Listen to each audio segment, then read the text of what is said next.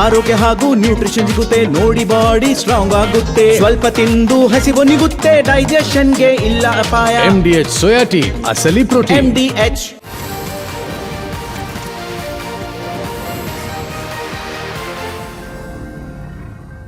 ನಮಸ್ಕಾರ, ಮುಂಜಾನೆ ಮುನ್ನೋಟಕ್ಕೆ ಸ್ವಾಗತ. ನಾನು ರಂಜಿತ್ ಶಿರಿಯಾರ್, ನನ್ನ ಜೊತೆಲಿ ಅಶ್ವಿನಿ ಕೂಡ ಇದ್ದಾರೆ. Ashwini, good morning. Good morning. ಕಾರ್ಯಕ್ರಮಕ್ಕೆ ಸ್ವಾಗತ. ಇವತ್ತು ಮುಂಜಾನೆ ಮುನ್ನೋಟದಲ್ಲಿ SIR ಮತದಾರರ ಪಟ್ಟಿ ಪರಿಷ್ಕರಣೆ ಜೂನ್ 30ನೇ ತಾರೀಕಿನಂದು ಆರಂಭವಾಗಿ ಇವತ್ತಿನವರೆಗೂ ಕೂಡ ಏನಾಗಿದೆ, ಈ 16 ದಿನದಲ್ಲಿ SIR ಪ್ರಕ್ರಿಯೆ ಏನಾಗಿದೆ, ಎಲ್ಲಿವರೆಗೆ ಬಂತು, ಎಷ್ಟು ಜನರನ್ನ ಡಿಜಿಟಲೀಕರಣ ಮಾಡಿದ್ದಾರೆ, ಎಷ್ಟು ಫಾರ್ಮ್ ವಿತರಣೆ ಮಾಡಿದ್ದಾರೆ, ಜನ ಏನಂತಾರೆ, ಎಲ್ಲದ್ರ ಬಗ್ಗೆ ಇವತ್ತು ಚರ್ಚೆ ಮಾಡೋಣ. ನಮ್ಮ ರಾಜ್ಯದಲ್ಲಿ ಒಟ್ಟು ಮತದಾರರ ಸಂಖ್ಯೆ 5,54,00,000 ಇದೆ.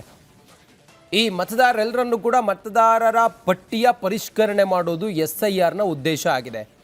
ಕೆಲವರು ನಿಧನರಾಗಿದ್ದಾರೆ, ಕೆಲವರದ್ದು 2 ಮತದಾನ ಚೀಟಿಗಳಿದ್ದಾವೆ, ಕೆಲವರು ಬೇರೆ ದೇಶದ ಪ್ರಜೆಗಳಲ್ಲಿ ಬಂದು ನಿಲ್ಲಿಸಿದ್ದಾರೆ. ಅವರೆಲ್ಲರನ್ನೂ ಕೂಡ ಸಮೀಕ್ಷೆ ಮೂಲಕ ಒಂದು ವ್ಯವಸ್ಥಿತವಾಗಿ ಡಾಟಾವನ್ನು ಒದಗಿಸೋದು SIR ಪ್ರಕ್ರಿಯೆ ಉದ್ದೇಶ ಆಗಿತ್ತು. ಆದರೆ ಎಲ್ಲಿವರೆಗೆ ಬಂತು, ಏನಾಗಿದೆ ಅನ್ನೋದನ್ನು ನಾವು ತಿಳಿಬೇಕಲ್ಲ. ಇವತ್ತು ಅದನ್ನು ಮಾಡೋಣ. 5,54,00,000 ಮತದಾರರಿದ್ದಾರೆ. 5,27,15,809 ಫಾರ್ಮನ್ನು ವಿತರಣೆ ಮಾಡಲಾಗಿದೆ. ಡಿಜಿಟಲೀಕರಣ ಆಗಿದ್ದು ಕೇವಲ 2 ಕೋಟಿ ಮಾತ್ರ. ಆನ್ಲೈನ್ನಲ್ಲೂ ಕೂಡ ಆ ರೀತಿಯಾಗಿ ಪರಿಣಾಮಕಾರಿಯಾಗಿ ಇನ್ನೂ ಎಲ್ಲರೂ ಕೂಡ ತಾವು ನೋಂದಣಿ ಆಗಿಲ್ಲ. ರಾಜ್ಯದಲ್ಲಿ SIR ಪ್ರಕ್ರಿಯೆಗೆ ಅರ್ಧ ತಿಂಗಳು ಕಳೆದಿದೆ. ಕಳೆದ ತಿಂಗಳು ಜೂನ್ 30ರಂದು SIR ಶುರುವಾಗಿದ್ದು, SIR ಶುರುವಾಗಿ ಇಂದಿಗೆ 16ನೇ ದಿನ. ಎಷ್ಟು ಸಕ್ಸಸ್ ಆಗಿದೆ,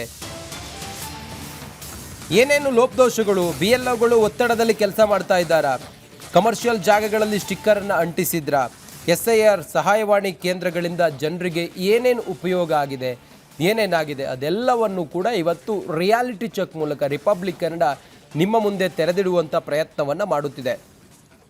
SIR ಪ್ರಕ್ರಿಯೆ ನಡೆಸುವಂಥ ಸಂದರ್ಭದಲ್ಲಿ BLOಗಳಿಗೆ ಆಘಾತ ಆಯಿತು, ಮತ್ತೊಂದು ಮಗದೊಂದು ಆ ರೀತಿ ಸಮಸ್ಯೆ, ಮತ್ತೊಂದು ಎಲ್ಲ ಕೂಡ ಚರ್ಚೆ ಇದೆ. ಅದ್ರ ನಡುವೆ ಮೂಲ ಉದ್ದೇಶ ಈಡೇರ್ತಾ ಈ ಅರ್ಧ ತಿಂಗಳಲ್ಲಿ ಏನು ಅಂದ್ಕೊಂಡು SIR ಪ್ರಕ್ರಿಯೆ ಆರಂಭವಾಯಿತು, ಅದೀಗ ಎಲ್ಲಿವರೆಗೆ ಬಂದಿದೆ, ಯಾವ ಹಂತಕ್ಕೆ ಬಂದಿದೆ ಅನ್ನೋದನ್ನು ನಾವು ಡಿಟೇಲ್ ಆಗಿ ನೋಡ್ತಾ ಹೋಗೋಣ. ಮೊದಲಿಗೆ ನಾನು ಆಗಲೇ ಹೇಳಿದಾಗೆ 5,54,00,000 ಮತದಾರರು ನಮ್ಮ ಕರ್ನಾಟಕದಲ್ಲಿದ್ದರೆ, ಈಗ ಆಗಿರುವಂಥದ್ದು ಅಂದರೆ ಫಾರ್ಮ್ ಕೊಟ್ಟಿರೋದು, ಕೇವಲ ಫಾರ್ಮ್ ಕೊಟ್ಟಿರೋದು 5,27,15,809 ಫಾರ್ಮ್ ಕೊಟ್ಟಿದ್ದಾರೆ. ಅದರಲ್ಲಿ ವ್ಯವಸ್ಥಿತವಾಗಿ ಇಲ್ಲಿವರೆಗೂ ಕೂಡ ಮತದಾರರ ಪಟ್ಟಿ ಪರಿಷ್ಕರಣೆ ಆಗಿದೆ ಅನ್ನೋದಾದರೆ ಆ ನಂಬರ್ಸ್ 1,99,51,636. ಇನ್ನು ಆನ್ಲೈನ್ ಮೂಲಕ ಈ ಪ್ರಕ್ರಿಯೆ ಕಂಪ್ಲೀಟ್ ಆಗಿರೋದು 2,21,814 ಅರ್ಜಿಗಳು. ಹಾಗಾದರೆ ಇನ್ನು ಉಳಿದಿರೋದು ಕೇವಲ 15 ದಿನ ಮಾತ್ರ. 1 ತಿಂಗಳಲ್ಲಿ ಇವರು ಈ ಪ್ರಕ್ರಿಯೆಯನ್ನು ಮುಗಿಸ್ತೀವಿ ಅಂತ ಹೇಳಿದ್ದಾರೆ. ಹೀಗಿರುವಾಗ 2 ಕೋಟಿ ಆಗಿದೆ, ಇನ್ನೊಂದು 15 ದಿನ ಅಂತ ಹೇಳಿದರೆ ಇನ್ನೊಂದು 2 ಕೋಟಿ. ಹಾಗಾದರೆ 1 ಕೋಟಿಯಷ್ಟು ನಮ್ಮಲ್ಲಿ ಮತದಾರರು ಈ ಪ್ರಕ್ರಿಯೆ ಒಳಗಡೆ ಬರುವುದಿಲ್ವಾ ಅನ್ನೋದು, ಅಥವಾ ತಮ್ಮ ಮತದಾರದ ಹಕ್ಕನ್ನು ಕಳ್ಕೊಳ್ತಾರ ಅನ್ನೋದು ನಿಜವಾಗಿ ಇರುವಂಥ ಒಂದಿಷ್ಟು ಅನುಮಾನಗಳು, ಸಂಶಯಗಳು. ಸದ್ಯ ಕೆಲ ಕಡೆಗಳಲ್ಲಿ ಲೋಪದೋಷಗಳು, ಸ್ಟಿಕ್ಕರ್ ಅಂಟಿಸಿಲ್ಲ, ಆನಂತರ ಸಂಪರ್ಕ ಮಾಡಿಲ್ಲ, ಗುಂಪಾಗಿ SIR ಪ್ರಕ್ರಿಯೆಯನ್ನು ಮಾಡಿದ್ದಾರೆ, ನಿಯಮ ಬಾಹಿರವಾಗಿ ಮಾಡಿದ್ದಾರೆ, ಕೆಲವು ಫೋಟೋಗಳಿರುವಂಥ ಫಾರ್ಮ್ಗಳನ್ನು ಕೊಟ್ಟಿದ್ದಾರೆ ಅನ್ನೋದೆಲ್ಲವೂ ಕೂಡ ಚರ್ಚೆಯಲ್ಲಿದೆ. ಸದ್ಯ ಇದು ಇನ್ನು 15 ದಿನದಲ್ಲಿ ಏನಾಗುತ್ತೆ ಅನ್ನೋದನ್ನು ನೋಡಬೇಕು. ಈ ಕಳೆದ 15 ದಿನದ ರಿಯಾಲಿಟಿ ಚೆಕ್ಕನ್ನು ರಿಪಬ್ಲಿಕ್ ಕನ್ನಡ ಇವತ್ತು ಮಾಡ್ತಾ ಇದೆ. ರೈಟ್. ಈಗಾಗಲೇ ಗಮನಿಸ್ತಾ ಇದ್ವಿ, ಆರಂಭದಿಂದಲೂ ಕೂಡ ಅಂದರೆ ಯಾವಾಗ ಜೂನ್ 30ಕ್ಕೆ ಆರಂಭ ಆಯಿತು ಆವತ್ತಿನಿಂದಲೂ ಕೂಡ ಕೇಳಿ ಬರ್ತಾ ಇರುವಂಥ ಒಂದಷ್ಟು ಪ್ರಶ್ನೆಗಳು, ಚರ್ಚೆ ಆಗ್ತಾ ಇರೋದಂತಂದ್ರೆ ಈ SIR ಪ್ರಕ್ರಿಯೆ ಸರಿಯಾಗಿ ನಡೀತಾ ಇಲ್ಲ ಅಂತ. ವಿಪಕ್ಷಗಳ ಆರೋಪ ಪ್ರತ್ಯಾರೋಪಗಳು ಬೇರೆ, ಆದರೆ ಆರಂಭದಿಂದಲೂ SIR ಮೇಲೆ ಒಂದು ಕಪ್ಪು ಚುಕ್ಕೆ ಅಂತಂದ್ರೆ ರಾಜ್ಯದಲ್ಲಿ ಇದನ್ನ ಸರಿಯಾಗಿ ನಡೆಯೋದಕ್ಕೆ ಬಿಡ್ತಾ ಇಲ್ಲ, ಅಥವಾ ಸರಿಯಾಗಿ ಆಗ್ತಾ ಇಲ್ಲ, ಗುಂಪಾಗಿ ಮಾಡ್ತಾ ಇದ್ದಾರೆ. ಆಗ್ಲೇ ಹೇಳಿದ್ರೆ ದೇವಸ್ಥಾನದಲ್ಲಿ ಮಾಡಿಸಿದ್ರು, ಮಸೀದಿಯಲ್ಲಿ ಮಾಡಿಸಿದ್ರು, ಜೊತೆಗೆ ಅಲ್ಲೂ ಎಲ್ಲೆಲ್ಲೋ ಅವರನ್ನ ಒಂದಷ್ಟು ಜನರನ್ನ ಕರೆದು ಗುಂಪಾಗಿ ಮಾಡಿಸಿದ್ರು ಅನ್ನುವಂಥ ಒಂದಷ್ಟು ಆರೋಪಗಳಂತೂ ಕೇಳಿ ಬರ್ತಾನೆ ಇತ್ತು. ಆ ನಿಟ್ಟಿನಲ್ಲಿ ಜನರಿಗೆ ನಮಗೊಂಥರ ಆತಂಕ. ನಮ್ಮನ್ನ ಹಾಗಾದ್ರೆ ಕೈ ಬಿಟ್ಬಿಡ್ತಾರಾ, ಹಾಗಾದ್ರೆ ನಾವು ಈ ಪ್ರಕ್ರಿಯೆಯಲ್ಲಿ ಭಾಗಿಯಾಗೋದಿಲ್ವಾ, ನಮ್ಮ ಮನೆಗೆ ಯಾವಾಗ ಬರ್ತಾರೆ, 92% ಅಂತ ಹೇಳ್ತಾ ಇದ್ದಾರೆ. ಅಂದ್ರೆ ಆಲ್ಮೋಸ್ಟ್ ಕ್ಲಿಯರ್ ಆಗ್ತಾ ಇದೆ ಅನ್ನೋದನ್ನ ಈಗಾಗಲೇ ಹೇಳಲಾಗ್ತಾ ಇದೆ. ಹಾಗಾದ್ರೆ ಅಸಲಿ ಪ್ರಕ್ರಿಯೆ 15 ದಿನಗಳ ಈ ಪ್ರಕ್ರಿಯೆ ಇದೆಯಲ್ಲ, 15 ದಿನಗಳಲ್ಲಿ ಹಾಗಾದ್ರೆ ಆಗಿದ್ದೇನು? 16ನೇ ದಿನ ಇವತ್ತು, ಜುಲೈ 29ರವರೆಗೂ ಕೂಡ ಈ ಪ್ರಕ್ರಿಯೆ ನಡೆಯುತ್ತೆ. ಈ 15 ದಿನಗಳು ಏನೇನಾಯಿತು, ರೆಸ್ಪಾನ್ಸ್ ಹೇಗಿತ್ತು, ಯಾರ ರೆಸ್ಪಾನ್ಸ್ ಹೇಗಿತ್ತು, ಈ SIRನ ಅರ್ಧ ದಾರಿ ಅವಲೋಕನದ ಬಗ್ಗೆ ನಿಮ್ಮ ರಿಪಬ್ಲಿಕ್ ಕನ್ನಡ ಒಂದು ರಿಯಾಲಿಟಿ ಚೆಕ್ಕನ್ನು ನಡೆಸಿದೆ. ಆ ರಿಯಾಲಿಟಿ ಚೆಕ್ನ ರಿಯಾಲಿಟಿ ನಿಮ್ಮ ಮುಂದೆ. SIR ಅಲ್ಲಿ ಗೊಂದಲ ಇದ್ದರೆ ಅದನ್ನು ಸಹಾಯವಾಣಿ ಕೇಂದ್ರ ಮತ್ತು ಸಹಾಯಕ ಕೇಂದ್ರಕ್ಕೆ ಸಂಪರ್ಕಿಸುವಂತೆ ಚುನಾವಣಾ ಆಯೋಗ ಹೇಳಿದೆ. ಹಲವು ಜನರು 1950 ಸಹಾಯವಾಣಿಗೆ ಕಾಲ್ ಮಾಡೋರ ಟೋಟಲಿ ಅದು ರೆಸ್ಪಾನ್ಸ್ ಮಾಡ್ತಾ ಇಲ್ಲ. ಕೆಲವೊಂದು ಭಾಗದಲ್ಲಿ ಈ ಒಂದು ಸ್ಟಿಕ್ಕರೇ ಅಂಟಿಸಿಲ್ಲ. ರಾಜ್ಯದಲ್ಲಿ SIR ಶುರುವಾಗಿ ಇಂದಿಗೆ 16ನೇ ದಿನ. SIR ಪ್ರಕ್ರಿಯೆ ಅರ್ಧ ದಾರಿ ಅವಲೋಕನ. SIR ಬಗ್ಗೆ ರಿಪಬ್ಲಿಕ್ ಕನ್ನಡ ರಿಯಾಲಿಟಿ ಚೆಕ್. ಕಳೆದ ತಿಂಗಳು ಜೂನ್ 30ರಂದು ರಾಜ್ಯದಲ್ಲಿ ಆರಂಭ ಆದ SIR ಪ್ರಕ್ರಿಯೆ ಇದೀಗ ಅರ್ಧ ದಾರಿಯನ್ನ ತಲುಪಿದೆ. ಇನ್ನು SIR ಪ್ರಕ್ರಿಯೆ ಅಂತ್ಯಗೊಳ್ಳುವುದಕ್ಕೆ ಕೆಲವೇ ದಿನಗಳು ಬಾಕಿ ಇದೆ. ಹೀಗಾಗಿ ಈ ಅರ್ಧ ದಾರಿಯ ಅವಲೋಕನದ ಬಗ್ಗೆ ನಿಮ್ಮ ರಿಪಬ್ಲಿಕ್ ಕನ್ನಡ ರಿಯಾಲಿಟಿ ಚೆಕ್ ನಡೆಸಿದೆ. ಜನರ ಸಮಸ್ಯೆ ಆಲಿಸಲು ಇರೋದೊಂದೇ ಫೋನ್.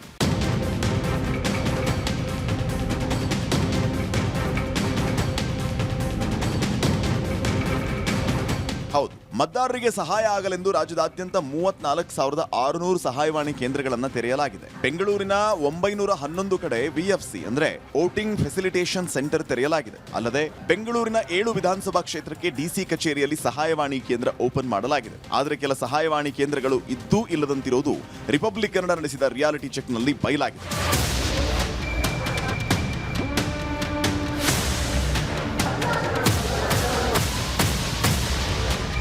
ಬೆಂಗಳೂರಿನ 7 ವಿಧಾನಸಭಾ ಕ್ಷೇತ್ರಗಳಿಗೆ ಸಹಾಯ ಆಗೋದಕ್ಕೆ ಬೆಂಗಳೂರಿನ DC ಕಚೇರಿಯಲ್ಲಿ ಸಹಾಯವಾಣಿ ಕೇಂದ್ರವನ್ನ ತೆರೆಯಲಾಗಿದೆ. ಆದರೆ ಈ ಸಹಾಯವಾಣಿ ಸೆಂಟರ್ ಅಲ್ಲಿ ಇರೋದೊಂದೇ ಲ್ಯಾಂಡ್ಲೈನ್ ಫೋನ್. ಈ ಬಗ್ಗೆ ಇಲ್ಲಿರುವ ಸಿಬ್ಬಂದಿ ಮಾತಾಡಿದ್ದು ಒಂದೇ ಫೋನ್ ಇರೋದು ನಿಜ, ಆದರೆ ಮತದಾರರಿಗೆ ತೊಂದರೆ ಆಗಿಲ್ಲ ಅಂತ ಹೇಳಿದ್ದಾರೆ. ಈಗ ಒಂದೇ ಹೆಲ್ಪ್ ಲೈನ್ ನಾವು ಬಿಟ್ಟಿದ್ದೀರಿ, ಕಾಲ್ ಕನೆಕ್ಟ್ ಆಗಲ್ಲ, ಕಾಲ್ ಬಿಸಿ ಬಂದರೆ ಮತ್ತೆ ಅಂದರೆ ಬಿಸಿ ಬಂದರೆ ಲ್ಯಾಂಡ್ಲೈನ್ ಮಾಡೋಕ್ಕಾಗಲ್ಲ, ಅದು ಎರಡನೇ ವಿಚಾರ.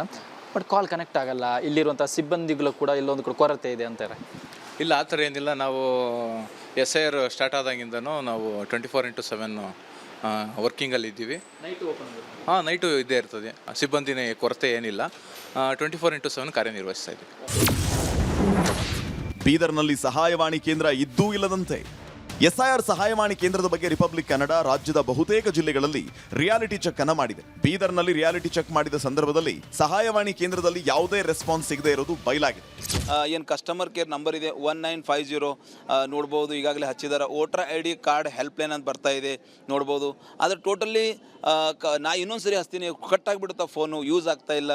ಸ್ಪೀಕರ್ ಕೂಡ ಆನ್ ಮಾಡ್ತೀವಿ, ಯಾವುದೇ ಒಂದು ಟೋಟಲಿ ಆ ಕಡೆಯಿಂದ ರೆಸ್ಪಾನ್ಸ್ ಇಲ್ಲ ನೋಡ್ಬೋದು, ಕಟ್ ಆಗಿಬಿಡ್ತು. ಮನೆಗಳ ಬದಲು ಕಮರ್ಷಿಯಲ್ ಜಾಗಗಳಿಗೆ ಸ್ಟಿಕ್ಕರ್ ಅಂಟಿಸಿದ್ರ.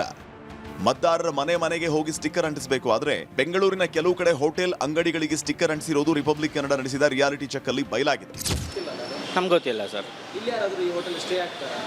ಹೋಟೆಲ್ ಯಾರಾದರೂ ಸ್ಟೇ ಇಲ್ಲ, ಯಾರು ಸ್ಟೇ ಆಗಲ್ಲ. ನಿಮಗೆ ಗೊತ್ತಿಲ್ಲ? ನಮ್ಗೆ ಗೊತ್ತಿಲ್ಲ. ಹಂಚ್ಬಿಟ್ಟು ಹೋಗಿದ್ದಾರೆ ಅವರು. SIR ಓಟದಾಯ್ತಾ? ಓಟ್ದೆಲ್ಲ ಆಯಿತು. ಅವ್ರೊಂದು ತೊಗೊಂಡೋದ್ರು ನಮ್ಮದು ಫೋಟೋ ಎಲ್ಲ ಹಾಕಿ. ಸ್ಟಿಕ್ಕರ್ ಅಂಟಿಸಿಲ್ಲ? ಸ್ಟಿಕ್ಕರ್ ಹಾಕೇ ಇಲ್ಲ, ಅವ್ರು ಹಂಗೆ ಹೋಗ್ಬಿಟ್ಟವ್ರು ಹೆಂಗಸ್ರು. ಹಾಕ್ತೀನಿ ಅಂದರು, ಹಂಗೆ ಹೋಗ್ಬಿಟ್ಟವ್ರು. ಇನ್ನು ನಿಜಕ್ಕೂ ಮನೆಗೆ ಹೋಗಿ SIR ನಡೆದಿದೆಯಾ ಅನ್ನೋ ಅನುಮಾನ ವ್ಯಕ್ತವಾಗ್ತಾ ಇದೆ. ಆದ್ರೆ ಈ ಬಗ್ಗೆ ಸಂಬಂಧಪಟ್ಟ ಅಧಿಕಾರಿಗಳನ್ನ ಪ್ರಶ್ನೆ ಮಾಡಿದ್ರೆ ಯಾವುದೇ ಕಾರಣಕ್ಕೂ ಕಮರ್ಷಿಯಲ್ ಜಾಗದಲ್ಲಿ ಸ್ಟಿಕ್ಕರ್ ಅಂಟಿಸುವಂತಿಲ್ಲ ಅಂತ ಸ್ಪಷ್ಟಪಡಿಸಿದ್ದಾರೆ. ಇದೇ ವಿಚಾರವಾಗಿ ರಿಪಬ್ಲಿಕ್ ಕನ್ನಡದ ಜೊತೆ ಮಾತಾಡಿದ ಬೆಂಗಳೂರು DC, ಯಾರಾದರೂ ಚುನಾವಣಾ ಆಯೋಗದ ನಿಯಮ ಉಲ್ಲಂಘನೆ ಮಾಡಿದ್ರೆ ತಪ್ಪಿತಸ್ಥರ ವಿರುದ್ಧ ಕ್ರಮ ಕೈಗೊಳ್ಳುವುದಾಗಿ ಹೇಳಿದ್ದಾರೆ. ಇದು ನಿರ್ದಿಷ್ಟವಾಗಿ ನಮ್ಮ ಇದರಲ್ಲಿ ಇರ್ತಕ್ಕಂಥದ್ದು ಇದ್ರೆ ನಾವು ಡೆಫಿನೆಟ್ಲಿ ಕ್ರಮ ತಗೊಳ್ತೀವಿ. ಯಾವುದೇ ಒಂದು ಕಮರ್ಷಿಯಲ್ ಕಾಂಪ್ಲೆಕ್ಸ್ಗಾಗಲಿ, ಯಾರು ಹೌಸ್ ಹೋಲ್ಡ್ಸ್ ಅಂತ ಹೇಳಿದ್ರೆ ಯಾರು ಅಲ್ಲಿ ವಾಸ ಇದ್ದಾರೆ ಅವ್ರುಗಳಿಗೆ ಕೊಡ್ತಕ್ಕಂಥದ್ದಾಗಬೇಕು. ಕಮರ್ಷಿಯಲ್ ಪ್ಲೇಸ್ಗಳಲ್ಲಿ ಕೊಡುವಂಥದ್ದಕ್ಕೆ ಕಾನೂನಲ್ಲೂ ಅವಕಾಶಗಳಿಲ್ಲ. It is very clear. ಕುಟುಂಬಗಳಿಗೆ ಸಂಬಂಧಪಟ್ಟಂತೆ, ಹೌಸ್ ಹೋಲ್ಡ್ಸ್ ಸಂಬಂಧಪಟ್ಟಂತೆ ಮಾತ್ರ ನಾವು ಸ್ಟಿಕ್ಕರ್ಗಳನ್ನು, ಅದರಲ್ಲೂ ಎಲೆಕ್ಟ್ರೋಲ್ಸ್ ಯಾರು ಇರ್ತಾರೆ ಅವ್ರುಗಳಿಗೆ ನಾವು ಇಶ್ಯೂ ಮಾಡ್ತಕ್ಕಂಥದ್ದು ಪ್ರಕ್ರಿಯೆ ಇರುತ್ತೆ. ಈ SIR ಪ್ರಕ್ರಿಯೆಗೆ ನಾವು ಜನರು ಯಾರಿದ್ದಾರೆ, ಉದಾಹರಣೆಗೆ ನೀವು ಈಗಿದ್ದರೆ ನಿಮಗೆ ಫಾರ್ಮ್ ಕೊಡಬೇಕು, ಬೇರೆಯವ್ರಿಗಿಲ್ಲ. ಅಕಸ್ಮಾತ್ ನೀವಿಲ್ಲ ಅಂದರೆ ನಿಮ್ಮ ಮನೆಯವರಿಗೆ ಅದೊಂದು ಫಾರ್ಮ್ ಕೊಟ್ಟು ರಿಸೀವ್ ತಗೋಬೇಕಾಗತ್ತೆ. ಹಾಗಾಗಿ ಈ ಥರ ಕಮರ್ಷಿಯಲ್ಗೆ ಯಾರೂ ಸಹ ಅಂಟಿಸೋದಕ್ಕೆ ಅವಕಾಶ ಇಲ್ಲ. ಖಂಡಿತ ಅಂಟಿಸಬಾರ್ದು. ಸೆಮಿ ಕಮರ್ಷಿಯಲ್ ಇದ್ದಂಥ ಸಂದರ್ಭದಲ್ಲಿ, ವಸತಿ ಇದ್ದಂಥ ಸಂದರ್ಭದಲ್ಲಿ ಅಲ್ಲೇ ಕೆಲಸ ಮಾಡೋವಂಥವ್ರು ವೋಟರ್ ಲಿಸ್ಟ್ ಸೇರಿಸಿದ್ದಾರೆ, ಅಲ್ಲೇ ವಸತಿಯನ್ನು ಮಾಡ್ತಾರೆ ಕೆಲವರು. ಅಂಥ ಇದ್ದರೆ ಮಾತ್ರ ಆಗಿರ್ಬೋದು. ಇಲ್ಲ ಅಂದರೆ ಯಾರೂ ಇಲ್ಲದೆ ಕಮರ್ಷಿಯಲ್ ಪ್ಲೇಸಿಗೆ ಅಂಟಿಸೋದು ಅದು ತಪ್ಪಾಗುತ್ತೆ. ಎಲ್ಲೆಂದರಲ್ಲಿ ಸ್ಟಿಕ್ಕರ್ ಅಂಟಿಸಿದ್ದರ ಉದ್ದೇಶ ಏನು? ಬೂತ್ ಮಟ್ಟದ ಅಧಿಕಾರಿಗಳು ಮನೆ ಮನೆ ಹೋಗೋ ಬದಲು ಜನರನ್ನ ಒಂದೇ ಕಡೆ ಕರೆಸಿಕೊಂಡು SIR ಮಾಡ್ತಾ ಇರೋ ಆರೋಪ ಕೇಳಿ ಬರ್ತಾ ಇದೆ. ಆದರೆ ಈ ಆರೋಪಕ್ಕೆ ಬೆಂಗಳೂರು ಜಿಲ್ಲಾಧಿಕಾರಿಗಳನ್ನ ಪ್ರಶ್ನೆ ಮಾಡಿದ್ರೆ ಅವ್ರು ಹೇಳಿದ್ದು ಹೀಗೆ: ಖಂಡಿತವಾಗ್ಲೂ ಯಾವುದೇ ಒತ್ತಡಗಳು ಇಲ್ಲ. ಭಾಳಷ್ಟು ಸಮಯಾವಕಾಶ ಮಾನ್ಯ ECIನಲ್ಲಿ ಕೊಟ್ಟಿದೆ, ನಿರ್ದಿಷ್ಟವಾಗಿ ಹೇಳಿರುತ್ತೆ. ಯಾವ ಟೈಮ್ ಲೈನ್ ಇರುತ್ತೆ, ಇಂಥ ಇದರಲ್ಲಿ ಇಂಥ ಟೈಮಲ್ಲಿ ಇಂಥ ಪ್ರಾಸೆಸ್ ಮಾಡಬೇಕು ಅಂತ ಇರುತ್ತೆ. ಅದರ ಪ್ರಕಾರ ನಾವು ಕೆಲಸ ಮಾಡ್ತಕ್ಕಂಥದ್ದಾಗಬೇಕು. BLO ಆಗಲಿ, BLO ಸೂಪರ್ವೈಸರ್ಸ್ ಆಗಲಿ, ಅಥವಾ ERO ಆಗಲಿ, AEROಗಳಾಗಲಿ, ನಾವುಗಳಾಗಲಿ, ಯಾರೇ ಆಗಲಿ, ಚುನಾವಣಾ ಪ್ರಕ್ರಿಯೆ ನಿರ್ದಿಷ್ಟವಾಗಿ ಹೇಳಿದೆ. ಯಾವುದೇ ಒತ್ತಡಗಳಂತೂ ಖಂಡಿತ ಇಲ್ಲ. It is very clear. ಎಲ್ಲ ಬೀದಿಲಿ ಅಲ್ಲಿ ಇರ್ತಾರೆ, ಹೋಗಿರ್ತಾರೆ, ಆ ಕಡೆ ಹುಡ್ಕೊಂಡು ಹೋಗ್ಬೇಕು. ಮನೆಗೆ ಬರ್ತಾರೆ, ಅಲ್ಲೆಲ್ಲೋ ಇರ್ತಾರೆ, ಹುಡ್ಕೊಂಡು ಹೋಗಿ ಕೇಳ್ಕೊಂಡು ಹೋಗಿರ್ಬೇಕು. ಏನು ಮಾಡಿದೆ? ಮನೆಗೆ ಬಂದು ಸ್ಟಿಕ್ಕರ್ ಏನು ಅನಿಸಿಲ್ಲ, ನೀವೇನು ಕೇಳಿಲ್ವಾ? ಹೋಗಿ ಅಲ್ಲಿ ಕೆಲವ್ರು ಹೇಳಿದ್ರು ಕೊಡ್ತಾರಂತ, ಅಲ್ಲಿ ಹೋಗಿ ಅಲ್ಲಿ ಇಸ್ಕೊಂಡು ಇನ್ನೇನು ಮಾಡೋದು? ಅಲ್ಲಿ ಏರಿಯಾ ಅಂದಮೇಲೆ ಇರ್ತಾವಲ್ಲ, ಅಲ್ಲಿ ಆ ಕಡೆ ಪಕ್ಕ ಬೀದಿ ಅಲ್ಲಿ ಇಲ್ಲಿ ಹೋಗಿರ್ತಾರೆ ಅಷ್ಟೇ, ಇನ್ನೇನು ಹೆಸರು. ಅನರ್ಹರನ್ನ ರಾಜ್ಯದ ಮತಪಟ್ಟಿಯಿಂದ ಹೊರಹಾಕಿ ಮತದಾರರ ಪಟ್ಟಿ ಶುದ್ಧೀಕರಣ ಮಾಡಬೇಕು ಅನ್ನೋದು SIR ಉದ್ದೇಶ. ಆದರೆ ಇಲ್ಲಿ ಕೆಲವರ ನಿರ್ಲಕ್ಷ್ಯದಿಂದ ಇದೀಗ SIR ತನ್ನ ನಿಜವಾದ ತೂಕವನ್ನ ಕಳೆದುಕೊಳ್ತಾ ಇದೆ ಅನ್ನೋ ಪ್ರಶ್ನೆ ಹುಟ್ಕೊಂಡಿದೆ. ಈ ನಡುವೆ ಸಹಾಯವಾಣಿ ಕೇಂದ್ರಗಳು ಕೂಡ ಜನರ ಸಹಾಯಕ್ಕೆ ಬರುವಂತೆ ಮಾಡುವ ಜವಾಬ್ದಾರಿ ಚುನಾವಣಾ ಆಯೋಗದ ಮೇಲಿದೆ.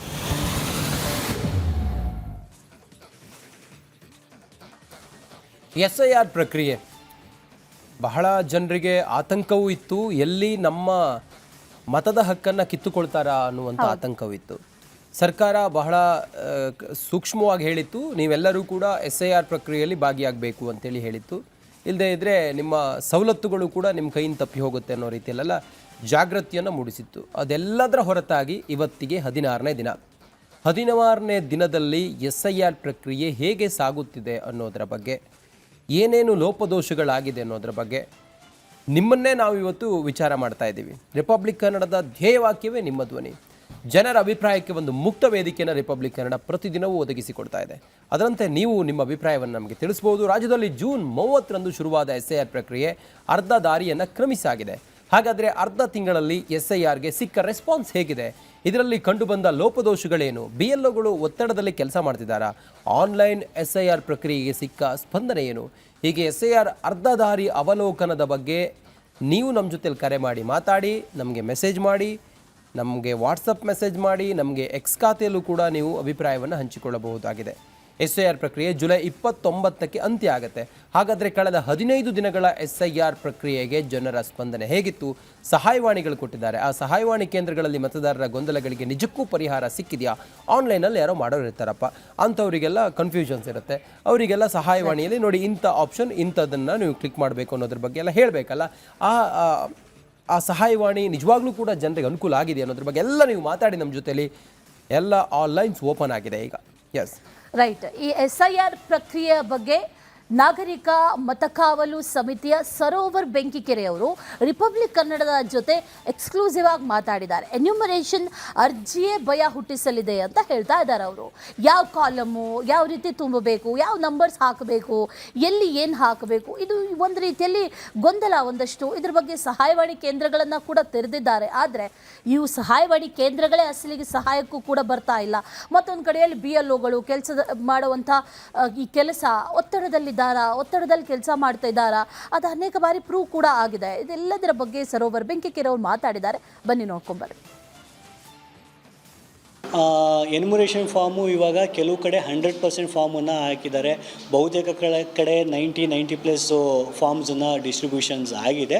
ಬೆಂಗಳೂರಲ್ಲಿ ಮಾತ್ರ ಅದು 50 to 60% ಹತ್ತತ್ರನೇ ಇದೆ. ಬೆಂಗಳೂರಲ್ಲಿ ಯಾಕೆಂದರೆ ಜನರನ್ನು ಟ್ರೇಸ್ ಮಾಡೋದಷ್ಟು ಈಸಿ ಇಲ್ಲ. ಜನ ಬಾಡಿಗೆ ಮನೆಯಲ್ಲಿ ಒಂದೇ ಕಡೆ ಇರೋಲ್ಲ. ಹಂಗಾಗಿ ಬೇರೆ ಬೇರೆ ಕಡೆ ಹೋಗುವಂಥ ಟೈಮ್ನಲ್ಲಿ ಅವ್ರನ್ನ ಫೈಂಡ್ ಔಟ್ ಮಾಡಿ ಎನ್ಯುಮರೇಷನ್ ಫಾರ್ಮ್ ಕೂಡ ಕಷ್ಟ ಆಗ್ತಿರ್ಬೋದು ಅನ್ನೋದು ನನ್ನ ಮೇಲ್ನೋಟದ ಅಬ್ಸರ್ವೇಷನ್. ಆದರೆ ಇದು ವಾಪಸ್ ಯಾಕೆ ಆಗ್ತಾ ಇಲ್ಲ ಅಂತ ಹೇಳಿದರೆ, ನಮಗೆ ಪ್ರತಿದಿನ 6 ಗಂಟೆಗೆ ನೀವು ಹೇಳಿದಂಥ ಸ್ಟ್ಯಾಟ್ಸ್ ಬಂದ್ಬಿಟ್ಟು ಅದು ಎಲೆಕ್ಷನ್ ಕಮಿಷನ್ನು ಸಂಜೆ 6 ಗಂಟೆಗೆ ಅಪ್ಲೋಡ್ ಮಾಡುವಂಥ ಮಾಹಿತಿ.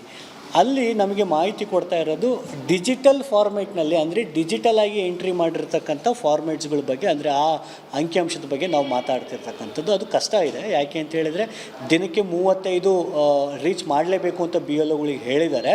ಆ 35 ಮಾಡೋಕ್ಕೂ ತುಂಬ ಕಷ್ಟ ಆಗ್ತಾ ಇದೆ. ನಾವು ಇದರಲ್ಲಿ 40+ ಮಿಡ್ಲ್ ಏಜ್ ಇರ್ತಕ್ಕಂಥ BLOಗಳನ್ನ ನೀವು ತಲೆಯಲ್ಲಿ ಇಟ್ಕೊಂಡು ಯೋಚನೆ ಮಾಡೋದಾದರೆ ಅಂಗನವಾಡಿ ಟೀಚರ್ಸು ಮತ್ತು ಪ್ರೈಮರಿ ಸ್ಕೂಲ್ ಟೀಚರ್ಸ್ ಇರ್ತಾರೆ. ಅವರಿಗೆ ಫೋನ್ ಅಂದ್ರೇ ಭಯ ಇರುತ್ತೆ. ಹಾಗಾಗಿ ಅವ್ರು ಭಾಳ ಜನ ಅವ್ರ ಮಕ್ಕಳು, ಪಕ್ಕದ ಮನೆಯವ್ರ ಸಹಾಯವನ್ನು ತಗೊಂಡು BLOಗಳು ಫಿಲ್ ಮಾಡ್ತಾ ಇರೋದನ್ನು ನಾನು ಗಮನಿಸಿದ್ದೀನಿ.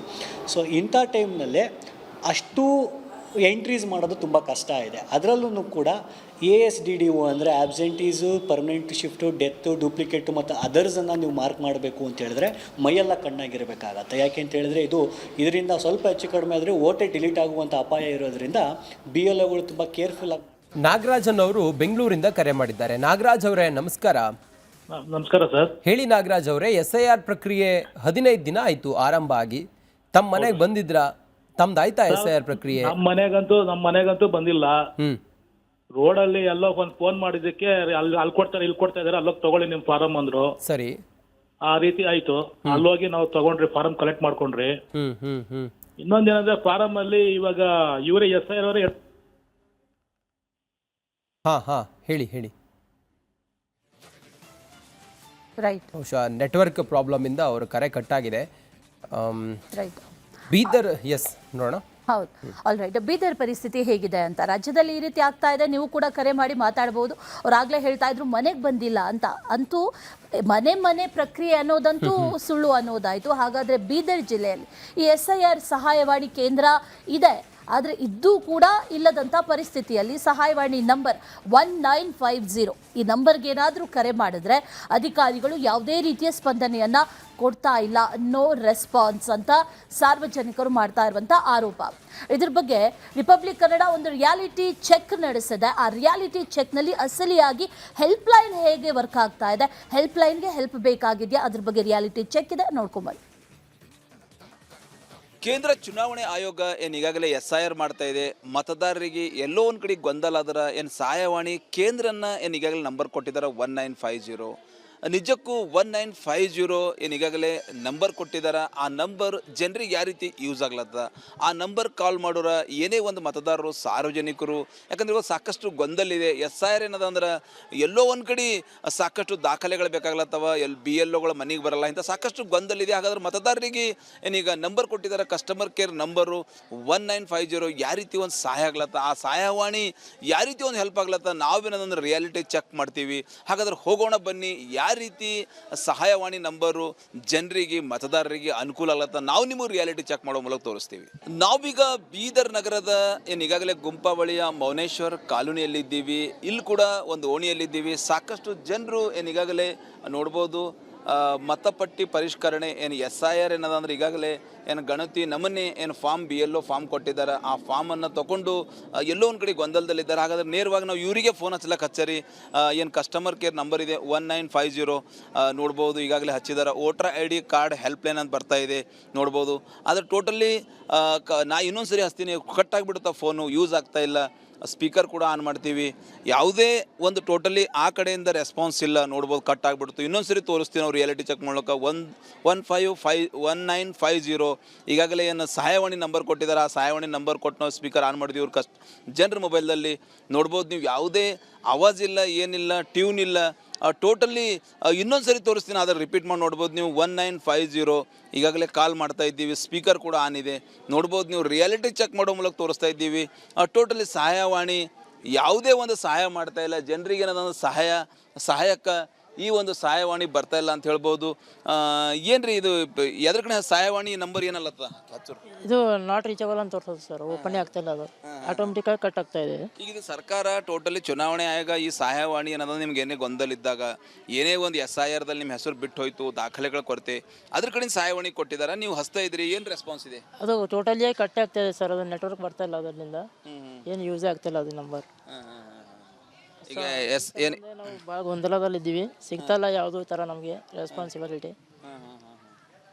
ನಮ್ಮ ಮತ ಕಟ್ಟಾದ್ರೆ ನಾವು ಯಾರಿಗೆ ಹೇಳಬೇಕು ಅಂತೇಳಿ ಜನ ತಮ್ಮ ಗೋಳೇನದಂದ್ರೆ ಗೋಳಾಟ ರಿಪಬ್ಲಿಕ್ ಮುಂದೆ ಏನೋ ಗೋಳಾಟ ಮಾಡಿದ್ರು, ಗೋಳಾಟನ ತೊಡ್ಕೊಂಡ್ರು ಅಂತ ಹೇಳ್ಬೋದು. ಈಗಲಾದರೂ ಚುನಾವಣೆ ಆಗಿರ್ಬೋದು, ಸರ್ಕಾರ ಇರ್ಬೋದು ಎಚ್ಚೆತ್ತುಕೊಳ್ಳುತ್ತಾ. ಕ್ಯಾಮ್ರಾ ಪರ್ಸನ್ ಭರತ್ ಜೊತೆ ನಾನು ಮಲ್ಲಿಕಾರ್ಜುನ್ ಮರ್ಕಲ, ರಿಪಬ್ಲಿಕ್ ಕನ್ನಡ, ಬೀದರ್. ರೈಟ್, ಇದು ರಿಯಾಲಿಟಿ. ಹೆಲ್ಪ್ ಲೈನ್ಗಳು ವರ್ಕ್ ಆಗ್ತಾ ಇಲ್ಲ. ಮತ್ತೊಬ್ಬ ಕಾಲರ್ ಜಾಯ್ನ್ ಆಗಿದ್ದಾರೆ ನಮ್ಮ ಜೊತೆ. ರಂಗರಾಜು ಕೆಂಗೇರಿಯಿಂದ ಕರೆ ಮಾಡಿದ್ದಾರೆ. ರಂಗರಾಜು ಅವರೇ ನಮಸ್ತೆ. ಮೇಡಮ್ ನಮಸ್ಕಾರ ಮೇಡಮ್. ಆಯ್ತಾ SIR ಫಾರ್ಮ್ ಫಿಲ್ ಮಾಡಿದ್ರೆ ಎನ್ಯುಮರೇಷನ್ ಫಾರ್ಮ್ ಮನೆಗೆ ಬಂದಿದ್ರಾ? ಯಾವ ರೀತಿ ನಡೀತಾ ಇದೆ? ಮೇಡಮ್ ಇನ್ನೂ ಬಂದಿಲ್ಲ ಮೇಡಮ್. ಇದು 2ನೇ ಟೈಮ್ ತಮ್ಮ ಕಾಲ್ ಮಾಡ್ತಾ ಇರೋದು, ಯಾರು ಬಂದಿಲ್ಲ ಮೇಡಮ್. ಬರೀ ಸುಳ್ಳು ಹೇಳ್ತಾರೆ ಮೇಡಮ್. ನೀವೇನಾದ್ರೂ BLO ಕಾಲ್ ಮಾಡಿದ್ರಾ? ನಿಮ್ BLO ಸಂಪರ್ಕ ಮಾಡಿದ್ರಾ? ಇಲ್ಲ ಮೇಡಮ್, ಇಲ್ಲಿ ಹೇಳೋರು ಕೇಳೋರು ಯಾರು ಇಲ್ಲ ಮೇಡಮ್. ಸುಮ್ನೆ ಬರೀ ಸುಳ್ಳು ಮೇಡಮ್ ಎಲ್ಲ ಹೇಳೋದು. ಮನೆ ಸ್ಟಿಕ್ಕರ್ ಮಾತ್ರ ಅಂಟಿಸೋಗಿದ್ರೆ 15-13 ಮನೆ ಇದೆ, 2 ಮನೆ ಮಾತ್ರ ಕೊಟ್ಟಿದ್ದಾರಂತೆ. 15 ದಿನ ಆಯಿತು, 92%, 95% ಕಂಪ್ಲೀಟ್ ಮಾಡಿದ್ರು ಅಂತ ಅಂದರು. ಹಾಗಾದರೆ ನೀವು ಉಳಿದಿರೋ 5% ಇದ್ದೀರಾ ಅನ್ನೋ ರೀತಿಯಲ್ಲಿ ಆಯಿತು. ಅನೇಕರು ಕರೆ ಮಾಡಿ ನಮ್ದು ಆಗೇ ಇಲ್ಲ ಅಂತ ಹೇಳ್ತಾ ಇದ್ದಾರೆ. ಸರಿ, ಮೊಬೈಲ್ನಲ್ಲಿ ಆನ್ಲೈನ್ ಕೂಡ ಫಾರ್ಮ್ ಫಿಲ್ ಮಾಡ್ಬೋದು ಅಂತ ಇದೆ. ಅದಾದರೂ ಪ್ರಯತ್ನ ಪಟ್ರಾ? ಆ ರೀತಿ ಆದರೆ ಆನ್ಲೈನಲ್ಲಿ ಮನೆಗೆ ಬರ್ತೀವಿ ಅಂತ ಅಂದಮೇಲೆ ನಾನೇನು ಟ್ರೈ ಮಾಡಲಿ ಮೇಡಮ್, ಅದಕ್ಕೋಸ್ಕರ ಮಾಡಿಲ್ಲ. ಇನ್ನೂ 15 ದಿನ ಉಳಿದಿದೆ, ಹಾಗಾಗಿ ಬರ್ತಾರೆ ಅನ್ನೋ ನಿರೀಕ್ಷೆಯಲ್ಲಿ ನೀವು ಸದ್ಯಕ್ಕೆ ಇದ್ದಂತಿದೆ. ಆಯ್ತು ಬರ್ಲಿ ಮೇಡಮ್, ಕಾಯ್ತೀನಿ. ಆಲ್ ರೈಟ್, ನೋಡೋಣ. ಇನ್ನು 15 ದಿನ ಇದೆ, 15 ದಿನದವರೆಗೂ ಬಂದಿಲ್ಲ. ಇನ್ನು ಉಳಿದಿರೋ 15 ದಿನದಲ್ಲಿ ಬರ್ತಾರಾ ಅನ್ನೋ ಪ್ರಶ್ನೆ ಈಗ ಸದ್ಯಕ್ಕಿರೋ. ಪ್ರಕಾಶ್ ಅನ್ನೋರು ಬೆಂಗಳೂರಿಂದ. ಪ್ರಕಾಶ್ ಅವರೇ ನಮಸ್ಕಾರ. ನಮಸ್ಕಾರ ಪ್ರಕಾಶ್ ಅವರೇ. ರಾಜಾಜಿನಗರದಿಂದ ಸರ್. ಏನು? ರಾಜಾಜಿನಗರ, ಬೆಂಗಳೂರು ಮಹಾಲಕ್ಷ್ಮಿ ಲೇಔಟಿಂದ ಸರ್. ಹಾ, ರಾಜಾಜಿನಗರದಲ್ಲಿ. ನಮ್ಮನೇನು ರಾಜಾಜಿನಗರವೇ. ನಮ್ಮನೆಗೆಲ್ಲ ಬಂದಿದ್ದಾರೆ. ನಿಮ್ಮ ಮನೆಗೆ ಬಂದಿದ್ದಾರಾ SIR ಪ್ರಕ್ರಿಯೆ? ಸರ್, ಇಲ್ಲಿ ಶಂಕರನಗರ ಮಹಾಲಕ್ಷ್ಮೀಪುರಂ ಅಂತ ಸರ್. ಇಲ್ಲಿ ಶಂಕರನಗರ, ಟೀಚರ್ಸ್ ಕಾಲೋನಿ, ಮತ್ತೆ ರೈಲ್ವೆ ಕಾಲೋನಿ, ಮತ್ತೆ ಬ್ಯಾಂಕ್ ಕಾಲೋನಿ ಅಂತ ಇದೆ. ಹೌದು. ಈ 4 ಏರಿಯಾದನ್ನು ಒಂದು ಲಿಸ್ಟ್ ಸೇರ್ತಿದೆ ಸರ್. 43 booth, 42 booth. ಇವ್ರ ಮನೆಗೆ 4 ಮನೆ ಇಲ್ಲಿದ್ರೆ ಸರ್, 4 ಮನೆ ಶಂಕರನಗರದಲ್ಲಿ ಇರುತ್ತೆ, 4 ಮನೆ ಶಂಕರನಗರದಲ್ಲಿ ಇದ್ರೆ, ಟೀಚರ್ಸ್ ಕಾಲೋನಿ 4 ಮನೆ ಇರುತ್ತೆ ಸರ್. ಡೈಲಿ ಹುಡ್ಕೊಡೋ ಅಷ್ಟೊತ್ತಿಗೆ ನಿಜವಾಗ್ಲೂ ಸಾಕಾಗೋಗ್ಬಿಡುತ್ತೆ ಸರ್. ಹುಡ್ಕೊಂಡು ಹೋದಾಗ ನಾವು ಬೆಳಗ್ಗೆ ಹುಡ್ಕೊಂಡು ಹೋಗ್ತೀವಿ ಸರ್. ಹೋಗಿದ್ದ ಟೈಮ್ಗೆ ಅವ್ರ ಮನೇಲಿ ಇರಲ್ಲ. ಬೆಳಿಗ್ಗೆ ಹೋದ್ರೆ ಮನೇಲಿ ಇರಲ್ಲ, ಅಫಿಷಿಯಲ್ ಡ್ಯೂಟಿಗೆ ಹೋಗಿರ್ತಾರೆ. ಮತ್ತೆ ಸಂಜೆ ಹೋದ್ರೆ ಸಂಜೆ ಬಂದಿರಲ್ಲ. ಕೆಲವ್ರ ಮನೆಗೆ ಫಾರಂ ಕೊಟ್ಟಿದೀವಿ, ಫಾರಂ ಫಿಲ್ಲೇ ಮಾಡ್ಕೊಟ್ಟಿಲ್ಲ ಸರ್. ಫಿಲ್ ಮಾಡೋದಿಲ್ಲ. ಕೇಳಿದ್ರೆ ನಾವು ಮಾಡೋದು ಹಿಂಗೆ ಅಂತಾರೆ. 2002ನೇ ಇಸ್ವಿದು ನಾವ್ ಇಲ್ಲಿ ನಾವು ಓಟುದು ಅಂತಾರೆ. ಈ ತರ ಸುಮಾರು ಸಮಸ್ಯೆಗಳಿದೆ ಸರ್. ಸುಮಾರು ಸಮಸ್ಯೆಗಳಿದೆ ಸರ್. 4 ಮನೆ ಇಲ್ಲಿದ್ರೆ ಅರ್ಧ ಕಿಲೋಮೀಟರ್ ದೂರ ಹುಡ್ಕೊಳ್ಬೇಕು ಸರ್. ಇನ್ನು 4 ಮನೆಗೆ ಅರ್ಧ ಕಿಲೋಮೀಟರ್ ದೂರ ಹುಡ್ಕೊಳ್ಬೇಕು. ಸರಿ. ಆಮೇಲೆ ಒಂದು ಬೂತ್ ಅಲ್ಲಿ ಇಲ್ಲ ಸರ್. 4 ಮನೆ 4 ಏರಿಯಾ ಸರಿ ಒಂದು ಬೂತ್ ಅಲ್ಲಿ ಇದೆ ಸರ್. ಇದನ್ನ ಯಾವ ತರ ಸರ್ ಹುಡ್ಕೋದು ನಾವು? 4 ಏರಿಯಾ ಸರಿ ಒಂದು ಬೂತ್ ಅಲ್ಲಿ ಇದೆ ಸರ್. 38, 39 ಡೇಟ್ ನಂಬರ್ ಒಂದ್ ಕಡೆ ಇದ್ರೆ, ಯಾರಾದ್ರೂ BLOಗಳನ್ನ ಸಂಪರ್ಕ ಮಾಡಿದ್ದೀರಾ ಪ್ರಕಾಶ್ ಅವರೇ? ಇನ್ನೊಂದ್ ಕಡೆ ಇರುತ್ತೆ ಸರ್. ಪ್ರಕಾಶ್ ಅವರೇ, ಲೈನ್ ಸೀರಿಯಲ್ ನಂಬರೇ ಇಲ್ಲ. ಡೈಲಿ 50 ಮಾರ್ಕ್ ಕೊಡ್ಬೇಕು, 100 ಮಾರ್ಕ್ ಕೊಡ್ಬೇಕು ಅಂತಾರೆ. 10 ಮಾಡೋದೇ ಕಷ್ಟ ಸರ್. ಯಾರನ್ನಾದ್ರೂ ಸಂಪರ್ಕ ಮಾಡಿದ್ದೀರಾ ನೀವು? ಸರ್ ಮಾಡಿದ್ವಿ ಸರ್. ಆಲ್ರೆಡಿ ನಾವು BBMP ಅಧಿಕಾರಿಗಳಿಗೆ 4 ಎಲೆಕ್ಷನ್ ಇಂದ ಹೇಳ್ತಾ ಇದೀವಿ ಸರ್. ಇದು ಶಂಕರನಗರ ಟೀಚರ್ಸ್ ಕಾಲೋನಿದು ಏನೇನಿದೆ ಒಂದೊಂದು ಲೈನ್ ಮಾಡಿ ಅಂತ ಹೇಳಿ ಆ ಬುಕ್ ಅಲ್ಲಿ ಕೂಡ ನಾವು ಬರ್ದು ಕೊಟ್ಟಿದೀವಿ sir. 3rd class, 3rd main, first class ಅಂತ ಬರ್ಕೊಟ್ಟಿವಿ sir. Shankarnagar first main road ಅಂತ ಇದೆ. ಫಸ್ಟ್ ಮೇನ್ ರೋಡ್ ಅಲ್ಲಿ ಯಾವ ಎಲ್ಲ ಯಾವ ಕ್ರಾಸ್ ಅಲ್ಲಿ ಇದೆ ಅಂತಾನೆ ಹಾಕಿಲ್ಲ ಸರ್. ಎಲ್ಲ ಮಿಕ್ಸಪ್ ಮಾಡಿದ್ದಾರೆ ಸರ್. ಈ ಹುಡುಕಕ್ಕೆ ಸರಿ ಮಾಡ್ಬೋದು ಅಂತ ಅನ್ಸುತ್ತೆ. ಇನ್ನು 15 ದಿನ ಇದೆಯಲ್ಲ, ನೋಡುವ ಬರ್ತಾರಾ ಅಂತ ಹೇಳಿ ನೋಡುವ. ಒಂದೊಂದು BLOಗಳಿಗೆ ಇಂತಿಷ್ಟು ಏರಿಯಾ ಅಂತ ಹೇಳಿ ಕೊಟ್ಟಿರ್ತಾರೆ, ಇಂತಿಷ್ಟು ಮನೆ ಅಂತ ಹೇಳಿ ಕೊಟ್ಟಿರ್ತಾರೆ. ಮಾಡಲೇಬೇಕು ಅವರು. ನೋಡುವ. ಥ್ಯಾಂಕ್ ಯು ಪ್ರಕಾಶ್ ಅವರೇ. ಆಲ್ ರೈಟ್, ಗುಲ್ಬರ್ಗಾದಿಂದ ಶಬ್ಬೀರ್ ಅವರು ಕರೆ ಮಾಡಿದ್ದಾರೆ. ಶಬ್ಬೀರ್ ಅವರೇ ನಮಸ್ತೆ. ನಮಸ್ತೆ ಮೇಡಮ್. ನಿಮ್ಮ ಏರಿಯಾದಲ್ಲಿ SIR ಆಯ್ತಾ? ನಿಮ್ಮ ಎನ್ಯುಮರೇಷನ್ ಫಾರ್ಮ್ ಭರ್ತಿ ಆಯ್ತಾ?